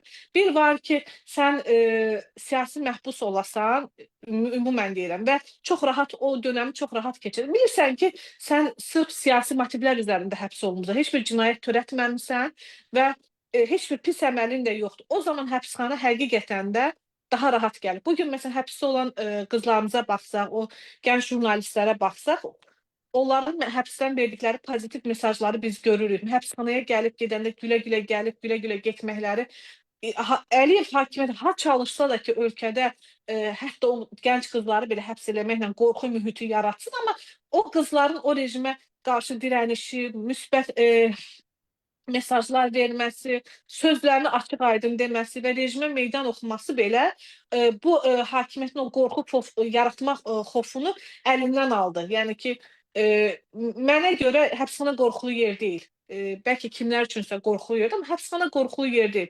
Bəli, çətindir, əziyyətlidir, iradə istəyir, dözüm istəyir, səbr istəyir, ancaq qorxulu yer deyil. Və Tofiq Yaqublu məsələsinə gələndə isə bax, indi bilmirik sonu necə olacaq. Və hər gün onun, əslində hər keçən gün onun ömründən gedir. İstər o fiziki olaraq ömründən gedir, istərsə də ki, mənəvi olaraq ömründən gedir. Çünki Tofiq Yaqublu öz mübarizəsinə görə bugün Tofiq Yaqubludur. Heç kim onu Tofiq Yaqublu eləməyib. Öz prinsipiallığına görə, öz iradəsinə görə, sözünün əri olduğuna görə və etdiyi hər sözün arxasında olduğuna görə, verdiyi hər qərarın arxasında olduğuna görə Tofiq Yaqublu. Bugün cəmiyyətdə heç kim onu sorğulamır ki, Tofiq Yaqublu aclıq eləyir, amma bir müddətdən sonra dayanacaq. Mənim hələ qabağıma elə bir fikir rastlaşmır ki, kimsə bu barədə düşünsün. Hər kəs deyir ki, o Tofiq Yaqubludursa sona qədər gedəcək. Həqiqətən də Tofiq Yaqublu atam sona qədər gedəcək və bir övlad ki, mənim üçün çox ağrılıdır ki, bu son günlər ata ilə danışdım və görüşdüm və ancaq özünü ölümə kökləyib deyir ki, mən onsuz da geriyə dönməyəcəm və heç bir şey məni qərarımdan döndərə bilməz. Hətta bax kamerasına o mənəvi işgəncə kimi 3 dəfə kamerasına yemək gətirib qoyurlar masanın üstünə, o saatlarla orada qalır. Sözsüz ki, əminəm ki, o kamerada, o həbsxana kamerasında bir görüntü üçün kamera quraşdırıblar ki, görək Tofiq Yaqublu o yeməkdən yeyəcək ya yox ki, fürsət olsun ki, onu tez ictimailəşdirsinlər ki, bax görürsüz, Tofiq Yaqublu əslində aclıq səsi deyir eləyirəm, amma bax görürsüz, yemək yeyir. Amma ilk dəfə idi ki, məsəl üçün Tofiq Yaqublu bu vaxta qədər 2020-ci ildə də məhkəmə qərarına etiraz olaraq aclıq əksəsi eləmişdi. 2022-ci ildə Bəxtiyar Hacıyev azadlıq tələbi ilə keçirilən aksiyada da 30 sutkalıq inzibati həbs cəzası almışdı və yanvar ayında apellyasiya məhkəməsinin qərarında onu yenidən həbsdə saxladı deyə aclıq aksiyası elədi. Bu qədər aclıq aksiyalarında, məsəl üçün Tofiq Yaqublu aclıq eləyəndə 2020-də heç bir onu kamerasından çıxarmamışdı. Halbuki o yazılı olaraq ərizə ilə müəssisə rəhbərinə məlumat verir ki, aclıq aksiyası keçirin və qaydalara görə onu artıq başqa kamerada saxlamalıdırlar, tək saxlamalıdırlar. Çünki digər kamera yoldaşları yemək yeyir. Ən az bu humanizm prinsiplərinə ziddir ki, aclıq eləyən adamı yemək yeyən insanlarla bir kamerada saxlamaq. Bu dəfə isə yeni ərizə ilə müraciət elədi və heç bizim gözləmədiyimiz halda onu elə aclığa başladığı gün tibb məntəqəsinə köçürdülər. Bunun müqabilində isə, yəni artıq adam rəsmən elan edib ki, aclıq elan edib. Bu istər müəssisədə də, istər cəmiyyətdə də hər kəs bilir ki, Tofiq Yaqublu aclıq eləyir. Bunun müqabilində isə yenidən gündə 3 dəfə gətirib kamerasına yemək qoyurlar. Sözsüz ki, bu cür davranışın tapşırığı prezident aparatından gəlib. Ki, Tofiq Yaqublunu sınasınlar, bir də yoxlasınlar ki, insandır da, yəni adam dəmir iradəli ola bilər, bayaq sizin dediyiniz kimi, amma orqanizmi dəmirdən deyil də, bəlkə meyillənər, bir könlü istəyər, amma prinsip məsələsi var. Məsələn, Tofiq Yaqublu bugün o ideyalar uğrunda ona görə vuruşur ki, onun prinsipləri var. O doğru bildiyini həmişə, onun doğrusu kənar üçün səhv ola bilər, yanlış ola bilər cəmiyyət üçün, amma onun üçün doğrudur. Və o həmişə öz bildiyi doğruları uğrunda mübarizə aparır. Onun bütün yanaşması, istər siyasi, istər məişi, həmişə belə olub ki, nəyi doğru bilibsə, həmişə də onu müdafiə edib. İndi belə bir məqamda Tofiq Yaqubluya qarşı o cür davranış, sözsüz ki, bu da ona yönəlmiş bir təzyiq növüdür. Ki, çalışsınlar ki, Tofiq Yaqublu döndürsün. Amma hər danışanda, hər görüşəndə dönə-dönə deyir ki, bunun geriyə yolu yoxdur. Mən ya buradan ölü çıxacam, ya sağ çıxacam, amma mən belə bilmirəm, amma bunun geriyə dönüşü yoxdur. Yəni ki, insanı bayaq da dedim, bir dəfə, 2 dəfə tutmaq olar, amma 4-cü dəfə həqiqətən ağ eləməkdir. Eyni zamanda onu da qeyd edim ki, bilmirəm 2 aprel hadisələri 2011-ci ildən olmuşdu, yoxsa kim deyəsən 11-ci ildə olmuşdu. Elman bəy daha yaxşı xatırlayar onun ilini.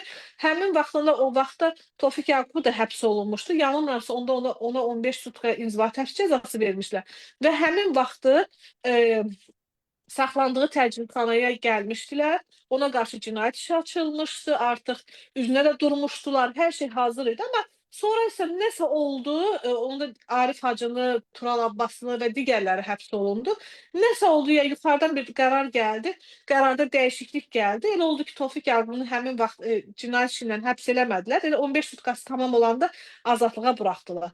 Yəni belə baxanda 5 dəfə cinayət işi açıblar, amma birində vaz keçiblər bu cinayət işlərini.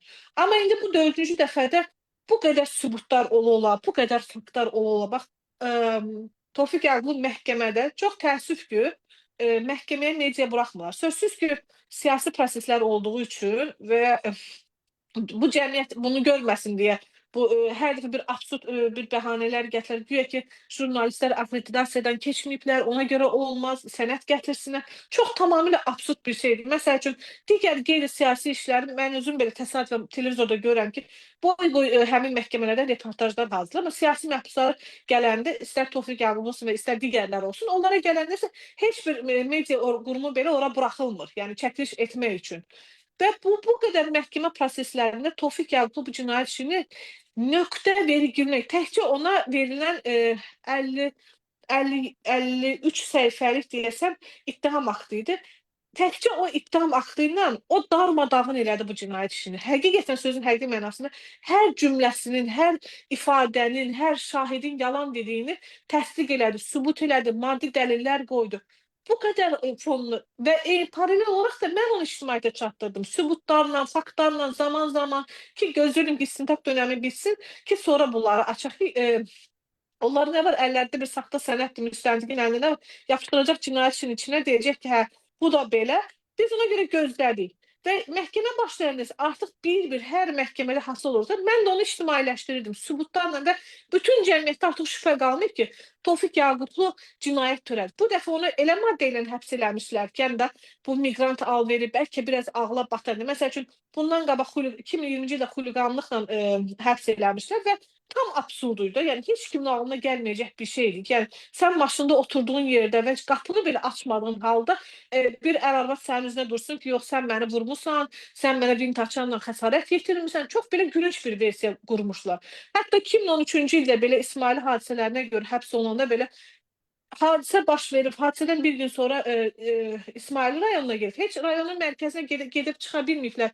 Polislər elə rayonun girəcəyində yenə saxlayıb polis idarəsinə aparıblar. Sonra təzədən düz Bakıya gedən müşayiət ediblər, əmin olublar ki, onlar Bakıya girdilər və geri qayıtmayacaq. Bununla belə tərbiyəsizcəsinə Tofiq Yaqubunu və İlqar Məmmədovu İsmaili kütləvi ixtişaşları təşkil eləməklə həbs elədilər. Amma indiki məqamda isə bu düşünüblər ki, bu miqrant alveri biraz cəmiyyət inanar, yəni bu tip şeylər də olur, eləyir. Cəmiyyət inanar ki, həqiqətən də bu şeylər baş eləyə bilərlər də, əllərində deyil. Tofiq Yaqublu əgər elə miqrant alveri ilə məşğul isə, onun oğlu niyə qaçaq yolla Amerikaya gedirdi? Birincisi, onun oğlu niyə ölkədən getməli idi? Bu bir ayrı sual. Sən Tofiq Yaqublunun dəfələrlə yolda önünü kəs və onun oğlunun önünü kəs ki, bəs eləmə səni də oğlunu da öldürüb qızının yanına göndərəcək deyən bir ölkədə Tofiq Yaqublu növbəti övladının ölümünü gözləməli idi. Əlbəttə ki, onu ölkədən çıxaracaqdır. Və bununla belə Tofiq Yaqubun öz oğlu Meksika sərhədindən qeyri-qanuni yollarla keçib gedir və məhkəmədə də utanmadan deyirlər ki, Tofiq Yaqubun oğlu Amerikada kef çəkir. İndi Rüstəm bəyin özü Norveçdədir mən bildiyim qədərilə və miqrant kimi bilməm təhsil almağa gəlsə, amma hətta bir tələbə olaraq belə başqa bir ölkədə, vətəndaşı olmadığın bir ölkədə yaşamanın çətinliklərini biz bilirik ki, elə Amerika cənnət ola bilər, amma öz vətəndaşları üçün də, amma miqrantlar üçün əlbəttə ki, çox çətindir. Çox çətindir orada yaşamaq. İstər orada olsun, istər Avropada olsun, bilirəm ki, çox çətindir. Bunun müqabilində isə elə bir görüntü yaratmağa çalışırdılar ki, Tofiq Yaqublu bax oğlunu göndərir, bu işlə də məşğuldur, yaxşı belə pul qazanır, pula pul demir, hətta bu işi qənimət sahiblə görür, belə çox belə gülünç bir versiya. Tofiq Yaqublu həqiqətən də elə o işlərlə məşğul idisa, evində niyə pul yox idi? Yəni onların gətirib qoyduqları pulu demirəm də. Hətta evə gətirib qoyduqları pulda belə nə o üzə duranların barmaq izləri var, yalnız Tofiq Yaqubun barmaq izi var. Normal məhkəmə olsaydı, yaxşı o pullarda Tofiq Yaqubun barmaq izi var idisə, onun bu işə nə dəxli var idi? Onda demək olar ki, Tofiq Yaqubun puludur da. Yəni nə üzə duranların heç birinin əl izi yoxdursa, onları təsdiqlənməyibsə, demək onda bu Tofiq Yaqubuya məxsus pulsa, onda o pulun sənə nə aidiyyatı var? Sözsüz ki, o pul bizim deyil. Necə gətirmişdilər, qoymuşlar, eləcə də apardılar. Hətta tamahkarlığın bir yeri də var ki, pulların içində həm dollarlar, həm manatlar, həm avrolar qoymuşlar. Amma cinayət içində ancaq dollarla avroları qeyd eləmişlər, amma o manatla avroları qeyd eləmişlər, amma dollarları polis oradan yenə özəlləşdirib, yəqin ki, o pul da özləri mənimsəyib və o pulları ora qeyd eləməmişdilər. Və indi isə Tofiq Yaqub bu günlərdə ayın 7-si yanılmıramsa məhkəmənin hökmünü ona çatır. Təsəvvür edin ki, məhkəmə hökmü çətinliklə də olsa oxuyub, çünki artıq acılıqdır, biraz oxumaq rahat deyil, zəifliyib. Deyir ki, müstəntiq deyir, nə qədər ləyaqətsiz, şərəfsiz, tərbiyəsizdirsə, hakim Elnur Nuriyev ondan min qat şərəfsiz və ləyaqətsizdir. Təsəvvür edin, yazıb ki, Maya Yaqublu güya evdən tapılan pullarla bağlı protokola ona görə imza atmayıb ki, o pullar bizə məxsusuymuş. Əksinə o pul bizə məxsus olsaydı, anam o dəqiqə imzalayardı ki, itib batmasın da. Yəni mən buraya imza çəkdim, bu pul bizimdir. Gələcəkdə mən sübut edeyim ki, bax mən o protokola da qol çəkmişdim. Bunu deyib. Tofiq Yaqublu hansı ki Elnur Məmmədov var, güya ki jurnalistdir, hüquq müdafiəçisidir. Həmin adamla bağlı şahid Hüseyn Məlik gəlib ifadə verib və deyib ki, mən gördüm Tofiq Yaqub yaxınlaşdı, nəsə Saakashvili falan belə bir şeylər danışırdı. Tofiq Yaqub da gəldi mənə dedi ki, bundan ehtiyatlı olun, bu adam hökumətin adamıdır. Amma məhkəmə hökmündə isə götürüb yazıb ki, yalan yazıb. Yazıb ki, Hüseyn Məlik ifadə verəndə dedi ki, həmin adam Tofiq Yaqub'a yaxınlaşdı, ona bir kağız verdi. Yəni belə özündən uydurub bir şeylər və bu qədər hakim məhkəmə prosesində o qədər özünün əmin danışıb, yox, siz axırda görəcəksiniz məni. Siz indidən məni niyə belə tənqid, niyə mənə belə qərəzli yanaşırsınız, siz niyə mənim mövqeyimi indidən təhrif edirsiniz, mən bilirəm də, siz gözləyin, biz axırda qərar verəcəyik. Bir hakim ki, digərindən soruşsun, adını çəkmək istəmirəm ki, özünün icraatındakı olduğu Tofiq Yaqublu işi ilə bağlı digər hüquq müdafiəçisidir. Ondan soruşsun ki, bu işin axırı nə olacaq? Siz o hakimin hansı vəziyyətdə, özünün necə kör olduğunu düşünün də. Yəni, adam hakimdir, öz icraatında olduğu işlə bağlı qərar verə bilmir və başqasından soruşur ki, Tofiq Yaqubla bağlı hökumət nə qərar verəcək? İndi belə bir şeyin fonunda necə demək ola bilər ki, Tofiq Yaqublu siyasi məhbus deyil və yaxud da ki, İlham Əliyevin ona qərəzi və nifrəti yoxdur. Bunu gizlətmir İlham Əliyev artıq. Bunu çox açıq-aydın göstərir. Tək Tofiq Yaqublu yox, eyni zaman ailəsinə qarşı. Gizlətmir və daima repressiya, təzyiq altında saxlayır. Bizim 2012-dən bu yana, artıq 13 il olur, bizim nə həbsxanasız bir günümüz var, nə məhkəməsiz bir günümüz var. Yəni 1 il, 2 il deyil, kənardan baxana bəlkə asan gələr və kənardakılar cəmiyyət xalq elə başa düşür ki, bunlar müxalifətçidirlərsə və etiraz edirlərsə, bunlar ancaq bunların işi, peşəsidir. Biz səsimizi çıxartmayıq, ancaq onlar görsünlər. Amma belə deyil, hər kəs o daşın altına əlini qoymalıdır. Tək mən burada bütün günü yazıram, Tofiq Yaqublu ölür, vəziyyəti pisdir. Amma bu tək mənim edəcəyim bir şey deyil. Mənim səsimə səs vermək lazımdır. Yenə qeyd edirəm, bu tək Tofiq Yaqubun məsələsi, onun davası deyil. Bu eyni zamanda həbsdə olan ən az 360-dan çox siyasi məhbusun davasıdır. Onların da səsidir. Bugün onların məhkəmə prosesləri yeni başlayır və onlar səslərini çıxara bilmirsə, biz cəmiyyət olaraq bu məsələdə birlik yolu dəstək verməliyik. Özümüz zaman-zaman görmüş ki, hakimiyyət bəzi məsələlərdə ictimai qınaqla hesablaşır, ictimai rəylə hesablaşır və geriyə addım atır. Amma Tofiq Yaqublu məsələsi isə eyni həmin şeydən olmalıdır ki, cəmiyyət ortaya mövqe qoymalıdır. Bunun başqa yolu yoxdur. Çevir tatı, vur tatı olmur. Bunun bir yolu var ki, etiraz etmək, səsini çıxartmaq. O cəmi hakimiyyət görməlidir ki, Tofiq Yaqublu hələ ölüm acılığındadır, hələ acılığının 15-ci günündədir, bu reaksiyanı verir. Tofiq Yaqubun başına bir şey gəlsə, ölüm olsa, cəmiyyət bunun yəni onlar hesablamalıdır ki, bunun qarşısı alınmayacaq proses olacaq. Ona görə onlar cəmiyyətdən, xalqdan biz o reaksiyanı görmək istəyirik. Baxın, bax bu gün kimsə deyir ki, yox mən səsimi çıxartmayım, mən qarışmayım. Əmin olun ki, sizi belə qarışdıracaqlar bu məsələlərə. Qarışdıracaqlar. Siz qarışmaq istəməsəniz belə bir də gözünüzü açacaqsınız ki, siz artıq dolayı yolla da olsa, birbaşa da olsa bu siyasi repressiyalara məruz qalmısınız.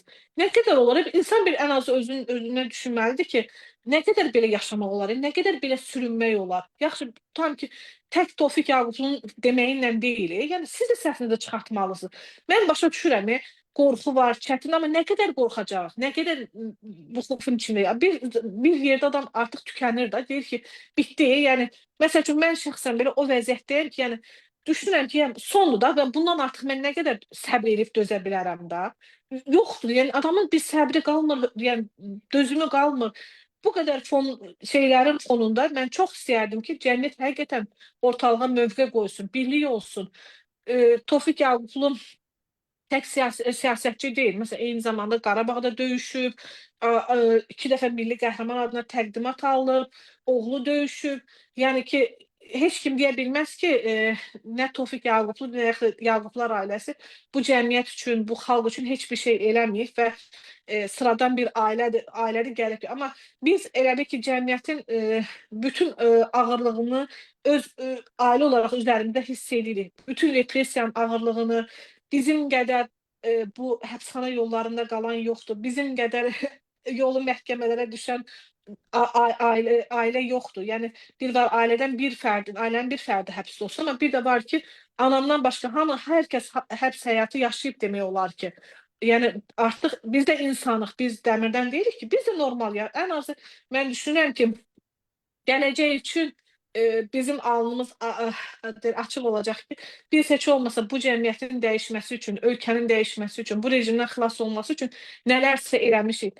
Mən məsələn öz atamı heç vaxt günahlandıra bilmərəm ki, siz vaxtında gənc ikən niyə mübarizə aparmadınız ki, bizə də belə bir cəmiyyət qoymusunuz. İndi biz bu cəmiyyətin çirkabında əlləşirik. Nə qədər istəsək də bu bataqlıqdan, çirkabdan çıxa bilmirik. Çünki bilirəm ki, onlar həqiqətən də hərəkat dövründən bu proseslərə qoşulublar və indiyənə qədər də mübarizə aparırıq. Tək ata yox, onunla bərabər onun bütün ailə üzvləri də bu proseslərdə aktiv iştirak edir. Mən çox istəyərəm ki və həqiqətən görmək istəyərəm ki, cəmiyyət bu prosesdə birləşsin, ortaya mövqe qoysun və Tofiq Yaqubun ölümündən xilas eləsin.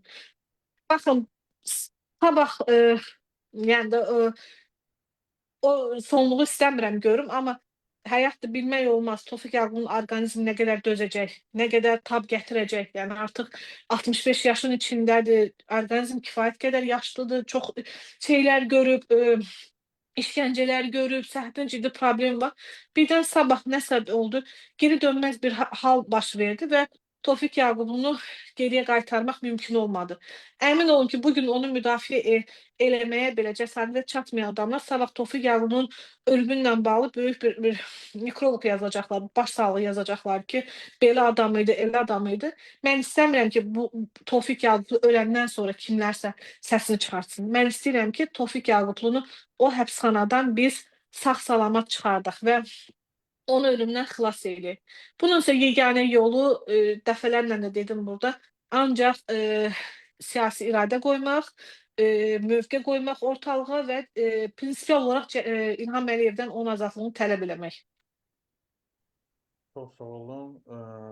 Deməli, vəziyyət ümumilikdə çox ümidsiz görünür və həm Azərbaycanda vətəndaş cəmiyyətinin və ictimai müxalifətin, ictimai siyasi müxalifətin edə biləcəkləri artıq çox məhduddur. Həm də indi də müzakirə etdik, hakimiyyətin Tofiq Yaqublu ilə bağlı niyyəti, planları çox pessimist görünür və indiki vəziyyətdə demək olar ki, heç kim çox da optimist deyil ki, onlar səhvlərini bir günə başa düşəcəklər və geri addım atacaqlar hansı bir mərhələdə. Əsasən əksində hamımız təxminən ortaq düşünürük ki, bu ya şəxsi qərəz, ya siyasi plandır ki, bunların dərdi Tofiq Yaqubunun azadlığa çıxması deyil istənilən vəziyyətdə.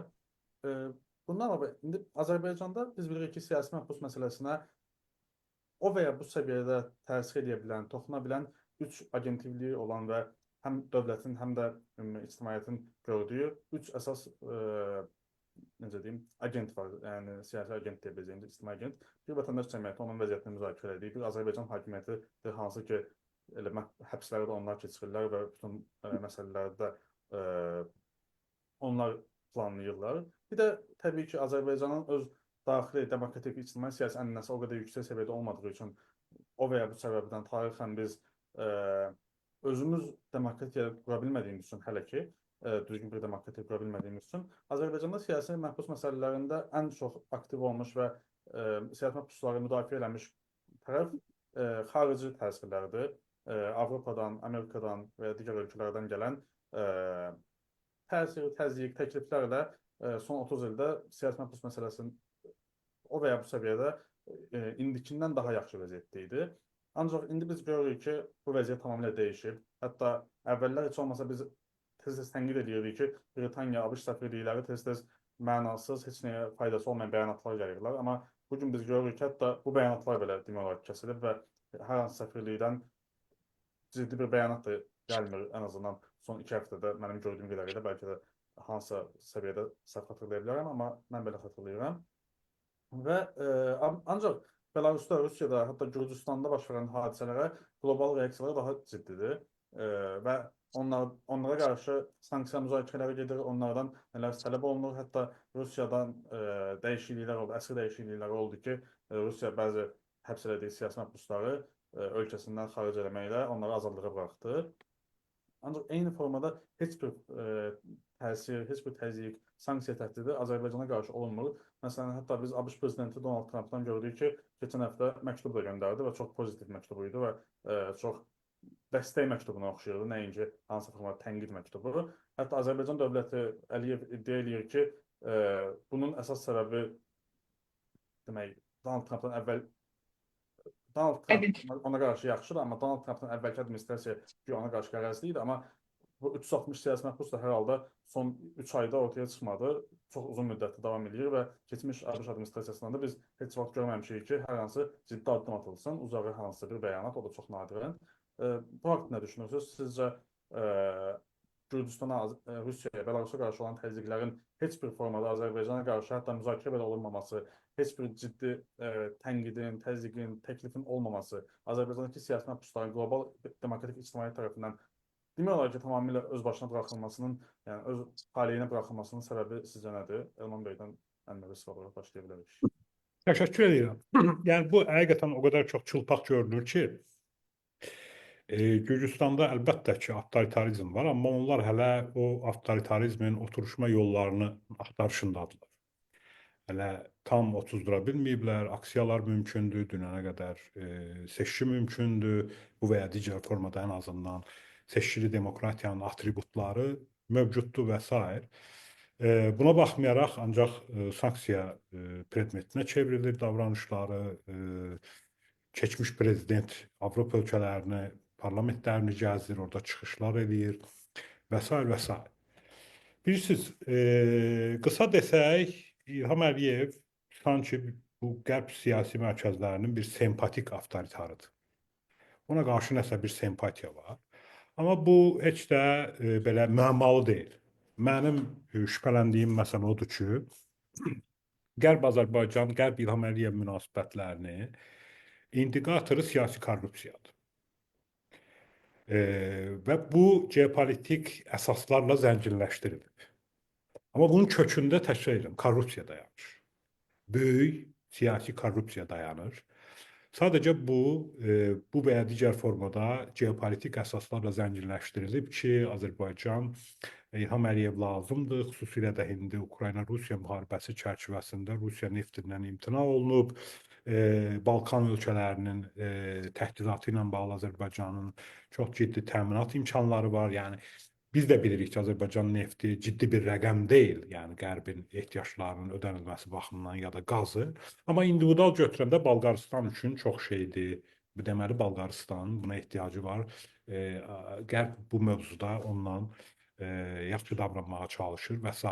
Yaxud Orta Asiya ilə qurulacaq çox ciddi iqtisadi əlaqələrin Çin təsiri ilə bağlı təhdidləri qarşısında göz yummaq olar İlham Əliyevin davranışlarına. Çünki İlham Əliyev tranzit ölkə kimi çıxış eləyir və o Orta Asiya ilə yaxşı münasibətlərə sahibdir dırnaqarası. Yəni belə bir qənaət var Qərbdə. Qərb də inanmışdı bu Turan mövzularına, söhbətlərinə zada ki, bunlar türk dövlətləridir, daha yaxşı anlaşırlar bir-birlərində. Türkiyə və Azərbaycan tranzit, 5 Orta Asiya ölkəsi isə resurs mənbə ölkə kimi onların resurslarının Qərbə daşınmasında, yəni Çin təsirinin azaldılmasında əhəmiyyətli rola malik ola bilər və s. Və bu cür geopolitik şərtlərlə, geopolitik instrumentlərlə zənginləşdirilmiş, amma mənim ehtimalıma görə ciddi korrupsiya münasibətlərinə əsaslanan səbəblər yatır bunun arxasında. Yoxsa Azərbaycan, məsələn, Gürcüstanın indi yaşadığı prosesləri Azərbaycan təxminən 15 il, 17 il bundan əvvəl yaşayıb. Gürcüstan hələ indi o prosesləri yaşayır. Yəni bu avtoritarizmin revanşını Gürcüstan son bir neçə ildir intensiv yaşayır. Ona qədər müvazinətsiz gedib proseslər. Azərbaycanda isə bu məsələlər 2010-un əvvəllərində başa çatmışdı. Yəni bu cür proseslər. Rusiya ilə, Belarusiya ilə məsələlər aydındır. Bu daha çox geopolitik, çılpaq geopolitik səbəblərdir. Rusiyanın Ukraynaya hücumu ilə bağlıdır. Bəzən bu məsələlərdə də bilirsiniz, yəni Qərb siyasi elitasının yuvarlandığı konformizm məsələlərini biraz daha açmağa əslində ehtiyac var. Biz bu günə nəzərən görürük ki, Rusiya, Belarusiya, Azərbaycanla müqayisədə daha çox diqqət cəlb edir, insan haqları və s. baxımından, yaxud rejimə təzyiq baxımından. Amma elə eyni Qərb Rusiya ilə çox yaxşı münasibətlərə sahib idi 3-4 il bundan əvvəl. Yəni Ukraynaya son hücumdan əvvəl. Hətta Krımın işğalından sonra, hətta Avropa Şurasından Rusiya uzaqlaşandan sonra belə Putin Avropa münasibətləri, hətta Putin-Amerika münasibətləri kifayət qədər yəni perpendikulyar bir müstəvidə yaxşı bir, yəni əməkdaşlıq müstəvisində, xüsusilə iqtisadi baxımdan davam edirdi. Ancaq müharibə çıxılmaz bir vəziyyətə saldı, seçim eləmək məcburiyyəti buraxdı, xüsusən klassik Qərbin qarşısında. Amma buna rəğmən hələ də Amerikanın, indi Trump administrasiyasının tamamilə vəziyyəti əksinə çevirdiyini görürük. Xülasə, bu bir ştrikdir, əhəmiyyətli ştrikdir ki, Qərb istər beynəlxalq təşkilatlar səviyyəsində, istər belə insan haqlarına əhəmiyyət verən və onları donation edən quruluşlar səviyyəsində Rusiya və Belarus vətəndaş cəmiyyətini daha çox dəstəkləyir və əhəmiyyət verir və həmçinin Gürcüstan. Nəinki Azərbaycan, Azərbaycanı bunlarla müqayisə eləmək olmaz. Təbii ki, bu var. Və bunun kökündə dediyim kimi mənim qənaətim odur ki, həlledici səbəb siyasi korrupsiyadır. Yan səbəblər çoxdur. Yan səbəblər Azərbaycanın o qədər əhəmiyyətli olmaması, əslində ögey sayılması, yəni toplum olaraq da, yəni Qərbdə başa düşmürlər ki, bir çox müzakirələrdə bəzən biz əsaslandırmaları o sübut eləməli oluruq ki, Azərbaycan klassik müsəlman ölkəsi deyil. Azərbaycan klassik şərq ölkəsi də deyil. Azərbaycan əslində postsovet ölkəsi kimi daha çox Şərqi Avropa tipinə oxşuyur. Amma Qərbdə oturuşmuş qənaət bundan ibarətdir ki, yəni Azərbaycanın Türkmənistan toplumundan elə bir fərqi yoxdur və yaxud Türkiyə toplumunun eynisidir, İran toplumunun eynisidir və s. Bu da bir ögeylik münasibəti yaradır. Yan təsirdir bunlar. Bunlar həlledici təsirlər deyil, yan təsirlərdir. Belə bir yan təsir yaradır. Toplananda da bax belə bir qəribə bir situasiya əmələ gəlir ki, bir yandan Azərbaycan hakimiyyəti hər gün Qərblə savaşır, dırnaqarası. Yəni belə bir Qərbin boynuna qoyur ki, güya inqilab hazırlayır, güya nə bilim nə hazırlayır, elə Azərbaycan mediası ilə mənim özümün haqqında yazmışdı ki, yəni well-known provokatoram, yəni burada insanlar hazırlayıram ki, COP29-da aksiyalar törədim və s. və s. Yəni hardan, nə ilə, heç nə, yəni bu tamamilə uydurma şeylərdir də. Bu cür Qərbi qələmə verməsinə baxmayaraq, kilit ölkələr olsun, istər Almaniya ilə, istər Britaniya ilə klassik Qərbi nəzərdə tuturam, çox yaxşı iqtisadi və hətta siyasi münasibətlərə sahib olduğunu biz görürük onların. Mən də bu məsələni bəlkə bu şübhə deyim, yaxud damğalamaq deyim. Mən bunu siyasi korrupsiya səbəbləri ilə damğalamağa üstünlük verirəm ki, yalnız bu variant, yəni siyasi korrupsiya variantı bu cür regionun və coğrafiyanın ən sərt, ən qəddar avtoritarına qarşı belə sempatik münasibət doğura bilərdi Qərbdə ki, biz onu müşahidə edirik. Çox sağ olun Elman bəy. İndi Nigar xanıma keçək. Vəfa xanım istəsəmsə aramızdan ayrıldı. Demək, düşünürəm ki, çox bir nizamsız bir dünyanın çox nizamsız olduğu dövrə təsadüf eləmişik və repressiyaların bu qədər artması da sırf onun nəticəsidir. Sözsüz ki, Ukrayna-Rusiya müharibəsi uzandıqca və bu proses, yəni tək bizdə yox, bizim kimi ölkələrdə bu proses hələ də davam eləyəcək. Amma düşünürəm ki, bu prosesin bu qədər uzanmasının həm də günahkarı Qərb və ABŞ-dır. Çünki bəzən həyatda da elədir. İnsan gərək gözü qara olsun, gözü alsın, yəni atacağı addımı gözü alsın ki, mən bunu atanda və nəticəsi belə olacaq. Və bu qədər tərəddüdlə gözləyə axırı gəldi necə oldu? Müharibə 3 ildən çox artıq davam eləyir. Bu qədər insan həyatını itirdi. Vaxtında məsələn Rusiya Krımı işğal eləyəndə, Donetski, Luqanski işğal eləyəndə Qərbin və ABŞ-ın birmənalı mövqeyi olsaydı və həmin dönəmdə ortaya ciddi mövqe qoyub Rusiyanı Ukrayna torpaqlarından çıxmağa məcbur etsəydilər, bu gün sözsüz ki, biz bu mənzərə ilə qarşılaşmazdıq və nə də hər iki tərəfdən bu qədər insanın ölümü də istər uşaqların, istər qadınların, yəni bu qədər insanın itkisi də baş verməzdi. Məncə Avropa heç vaxt indiki qədər qapısının ağzında təhlükə hiss eləməyib. Nəinki indi onu hiss eləyir və həmişə ABŞ-a arxayın olub da rahatlıq onu göstərdi ki, ABŞ-ın idarəçiliyinin, yəni prezidenti həmişə necə deyək də, vaxt gəlib Donald Trump kimi adam da gələ bilər ABŞ prezidentliyinə və onun da nəticələri ilə barışmalı olarsınız. Və məncə hətta Donald Trump'ın belə prezident seçilməsi ABŞ Qərbi biraz əməlicə silkələdi ki, yəni özünüz öz başınıza çarə qılın və Amerikaya çox da ümid olmayın. Çünki onun bəyanatları, onun atdığı addımlar və Rusiyaya gözün üstə qaşın var deməməsi və hər fürsətdə Ukraynanı günahlandırması ki, sanki müharibəyə Ukrayna başlayıb, o gedib Rusiyanın ərazisini işğal edib. Yəni Rusiyaya göstərəcəyi münasibəti Ukraynaya göstərəndə yəqin ki, indən sonra düz artıq çox gecdir, amma yenə də bitmiş də sayılmır. Nə qədər ki, bu məsələ çox uzanacaq və düşünürəm ki, eyni zamanda bir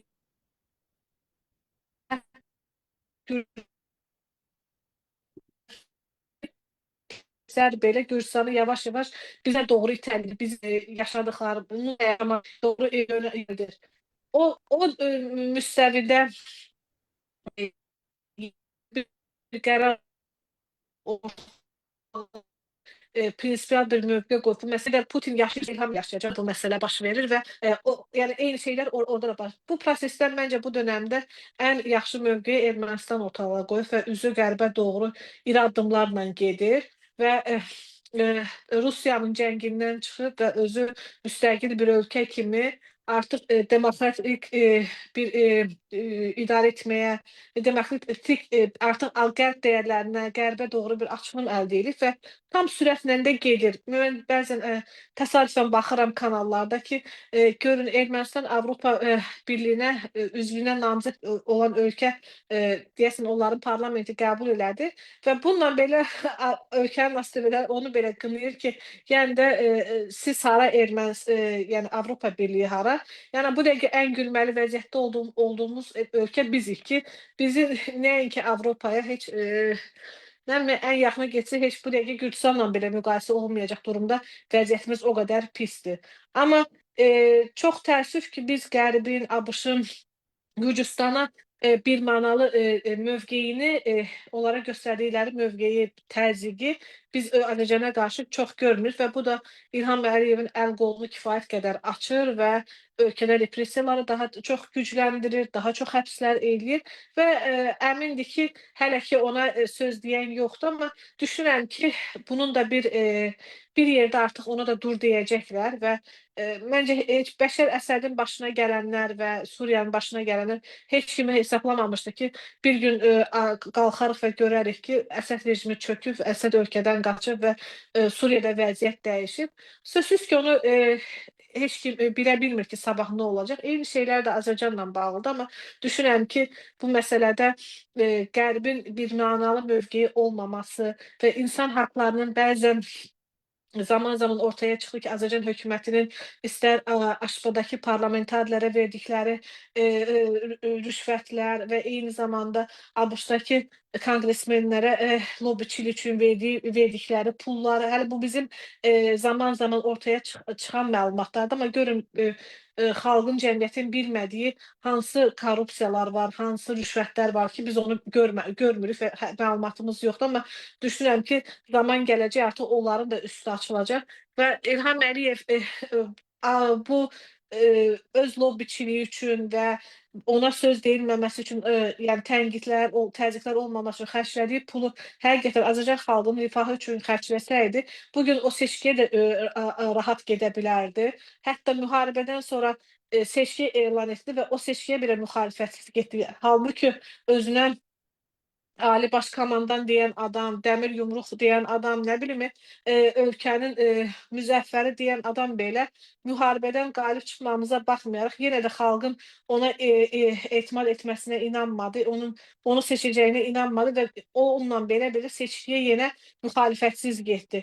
Bunun özü belə bir daha onu göstərir ki, yəni rejim dəyişməsə, yəni sən xalqa normal gün, güzəran, rifah vermədinsə, o demokratik dəyərləri xalq üçün demokratik cəmiyyət yaratmadınsa, sən həmişə daima qorxu və xof içində yaşayacaqsan və məsəl üçün biz hal-hazırda siyasi məhbuslara görə, mən məsəl üçün atama görə narahat oluram ki, sabah görəsən o həbsxanadan sağ çıxacaqmı, çıxmayacaqmı? Eyni zamanda İlham Əliyev də onunla narahat olur ki, görəsən sabah mənim hakimiyyətimə bir təhlükə hardan gələcək, olacaqmı, olmayacaqmı? O da o qorxu ilə, o xofla yaşayır. Sözsüz ki, bu həyat deyil, yaşamaq deyil, amma əminəm ki, o klişələşmiş bir söz var, dünyadakı bütün diktatorlar eynidir, həqiqətən də eynidir və onların aqibəti də eyni olur. Hamımıza onların o aqibəti, eyni olan aqibətini görməyi arzu edirəm.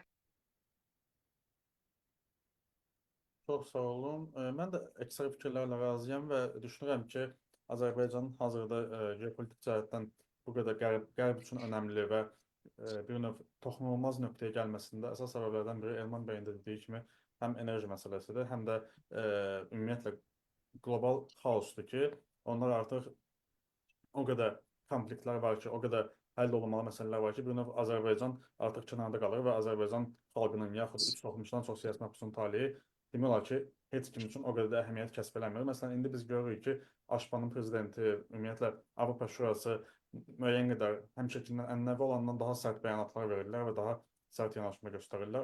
Ancaq eyni formada Əliyev də məsələn deyə bilir ki, Avropa İnsan Hüquqları Məhkəməsində bundan sonra biz ümumiyyətlə əməl eləməyəcəyik. Hər halda bu da o vaxtda təsadüf elədi ki, artıq Avropadakı qurumlar, Avropa İttifaqı, Avropa Şurasının Parlament Assambleyası əvvəlki təsirinə, əvvəlki gücünə heç bir formada sahib deyil və Avropanın artıq biraz təkləndiyi və siyasi cəhətdən qlobal arenada zəiflədiyi vaxtda təsadüf elədi bu konflikt. Hər halda Əliyev də bunu yəqin ki, hesabladığı üçün bu qədər rahat davranır.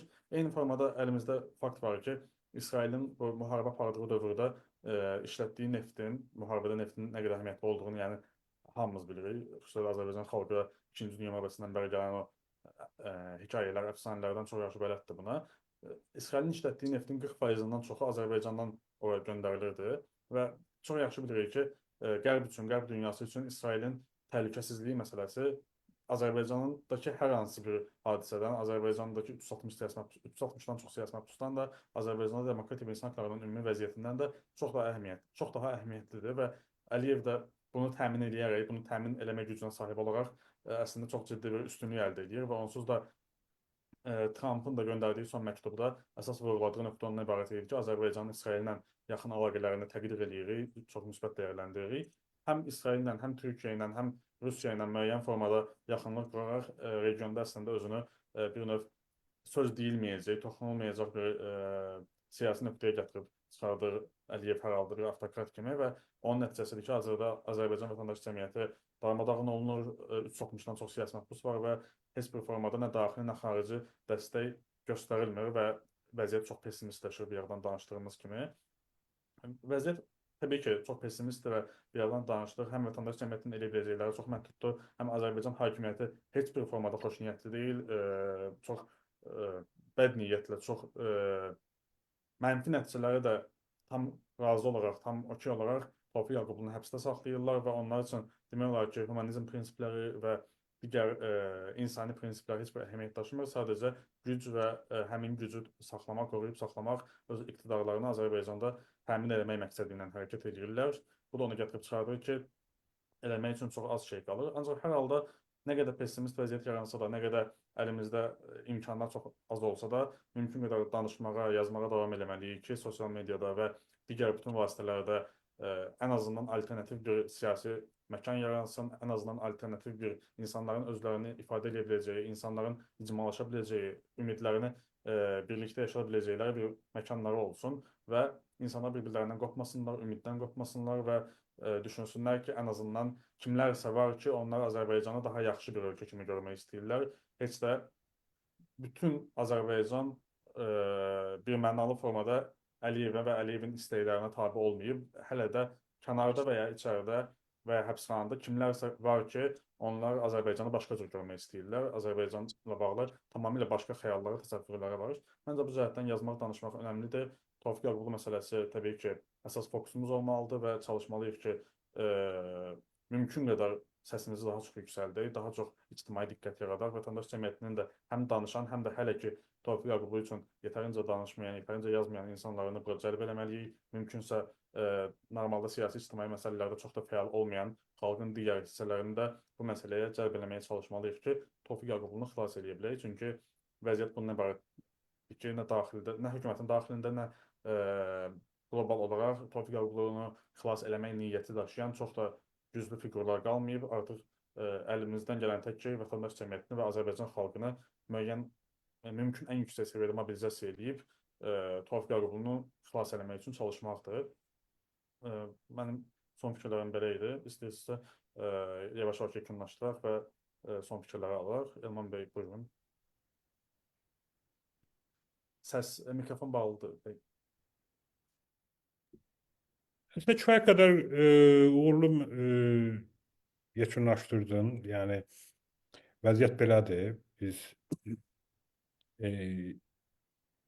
heç eləmək mümkün deyil qənaətindənsə, nəsə eləməyə cəhd eləmək həmişə ən doğru yanaşmadır. Yəni bunu eləməliyik və insanları da bunu eləməyə səsləməliyik ki, nələrsə eləmək mümkün olsun. Ən azı necə yaxşı bir ifadə işlətdi ki, bir faciəli bir hadisə baş vermiş olsa, insanlar başa düşməlidir ki, artıq o mənasızdır sonra yazacaqları hansısa xoş söz və yaxud yaxşı bir xatırlatma yaxud nə. Mənasız deməyim, yəni demək olar ki, əhəmiyyətsizdir. O vaxtı nə yazmağı düşünürlərsə, indi onu yazmaları, indi ona çağırış etmələri, indi səs çıxartmaqları Tofiq Yaqublunun azadlığa çıxarılması üçün fayda verə bilər. Yəni bu təminat vermir, amma fayda verə bilər. Ən azı vicdanımızı rahatladaq, hamı vicdanını rahatlatmalıdır. Tofiq Yaqublu yəni vicdanı təmsil edən şəxslərdən biridir.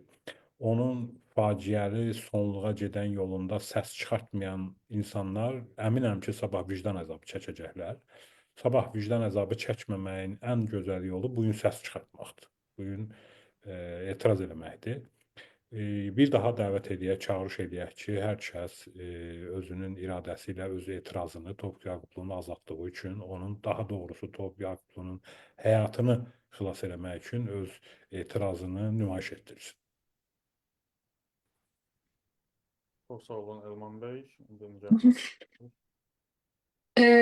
İlk onu deyim ki, bu vaxta kimi Tofiq Yaqubliyə dəstəyi olan və dəstəyini ifadə edən hər kəsə sonsuz təşəkkür edirəm və onların bu çətin dönəmdə bu cəsarətindən, iradəsindən dolayı alqışlayıram və çox istəyirəm ki, həqiqətən mən atamın ölməyini istəmirəm. Mən atamın sağ-salamat evimizə qayıtmasını istəyirəm. Çünki bizim ev bir dəfə doğma itkisinin nə olduğunu bilir və onu görür və onun acısını hələ də yaşayır. Ailə olaraq biz ikinci bir doğmamızın itirilməsinin, onun həyatının sonlanmasını və həbsxanada baş vermiş bir sonlama olmasını görmək istəmir. Bunun üçün yalnız bir yol var, səsimizi çıxartmaq, səsimizi ucaltmaq.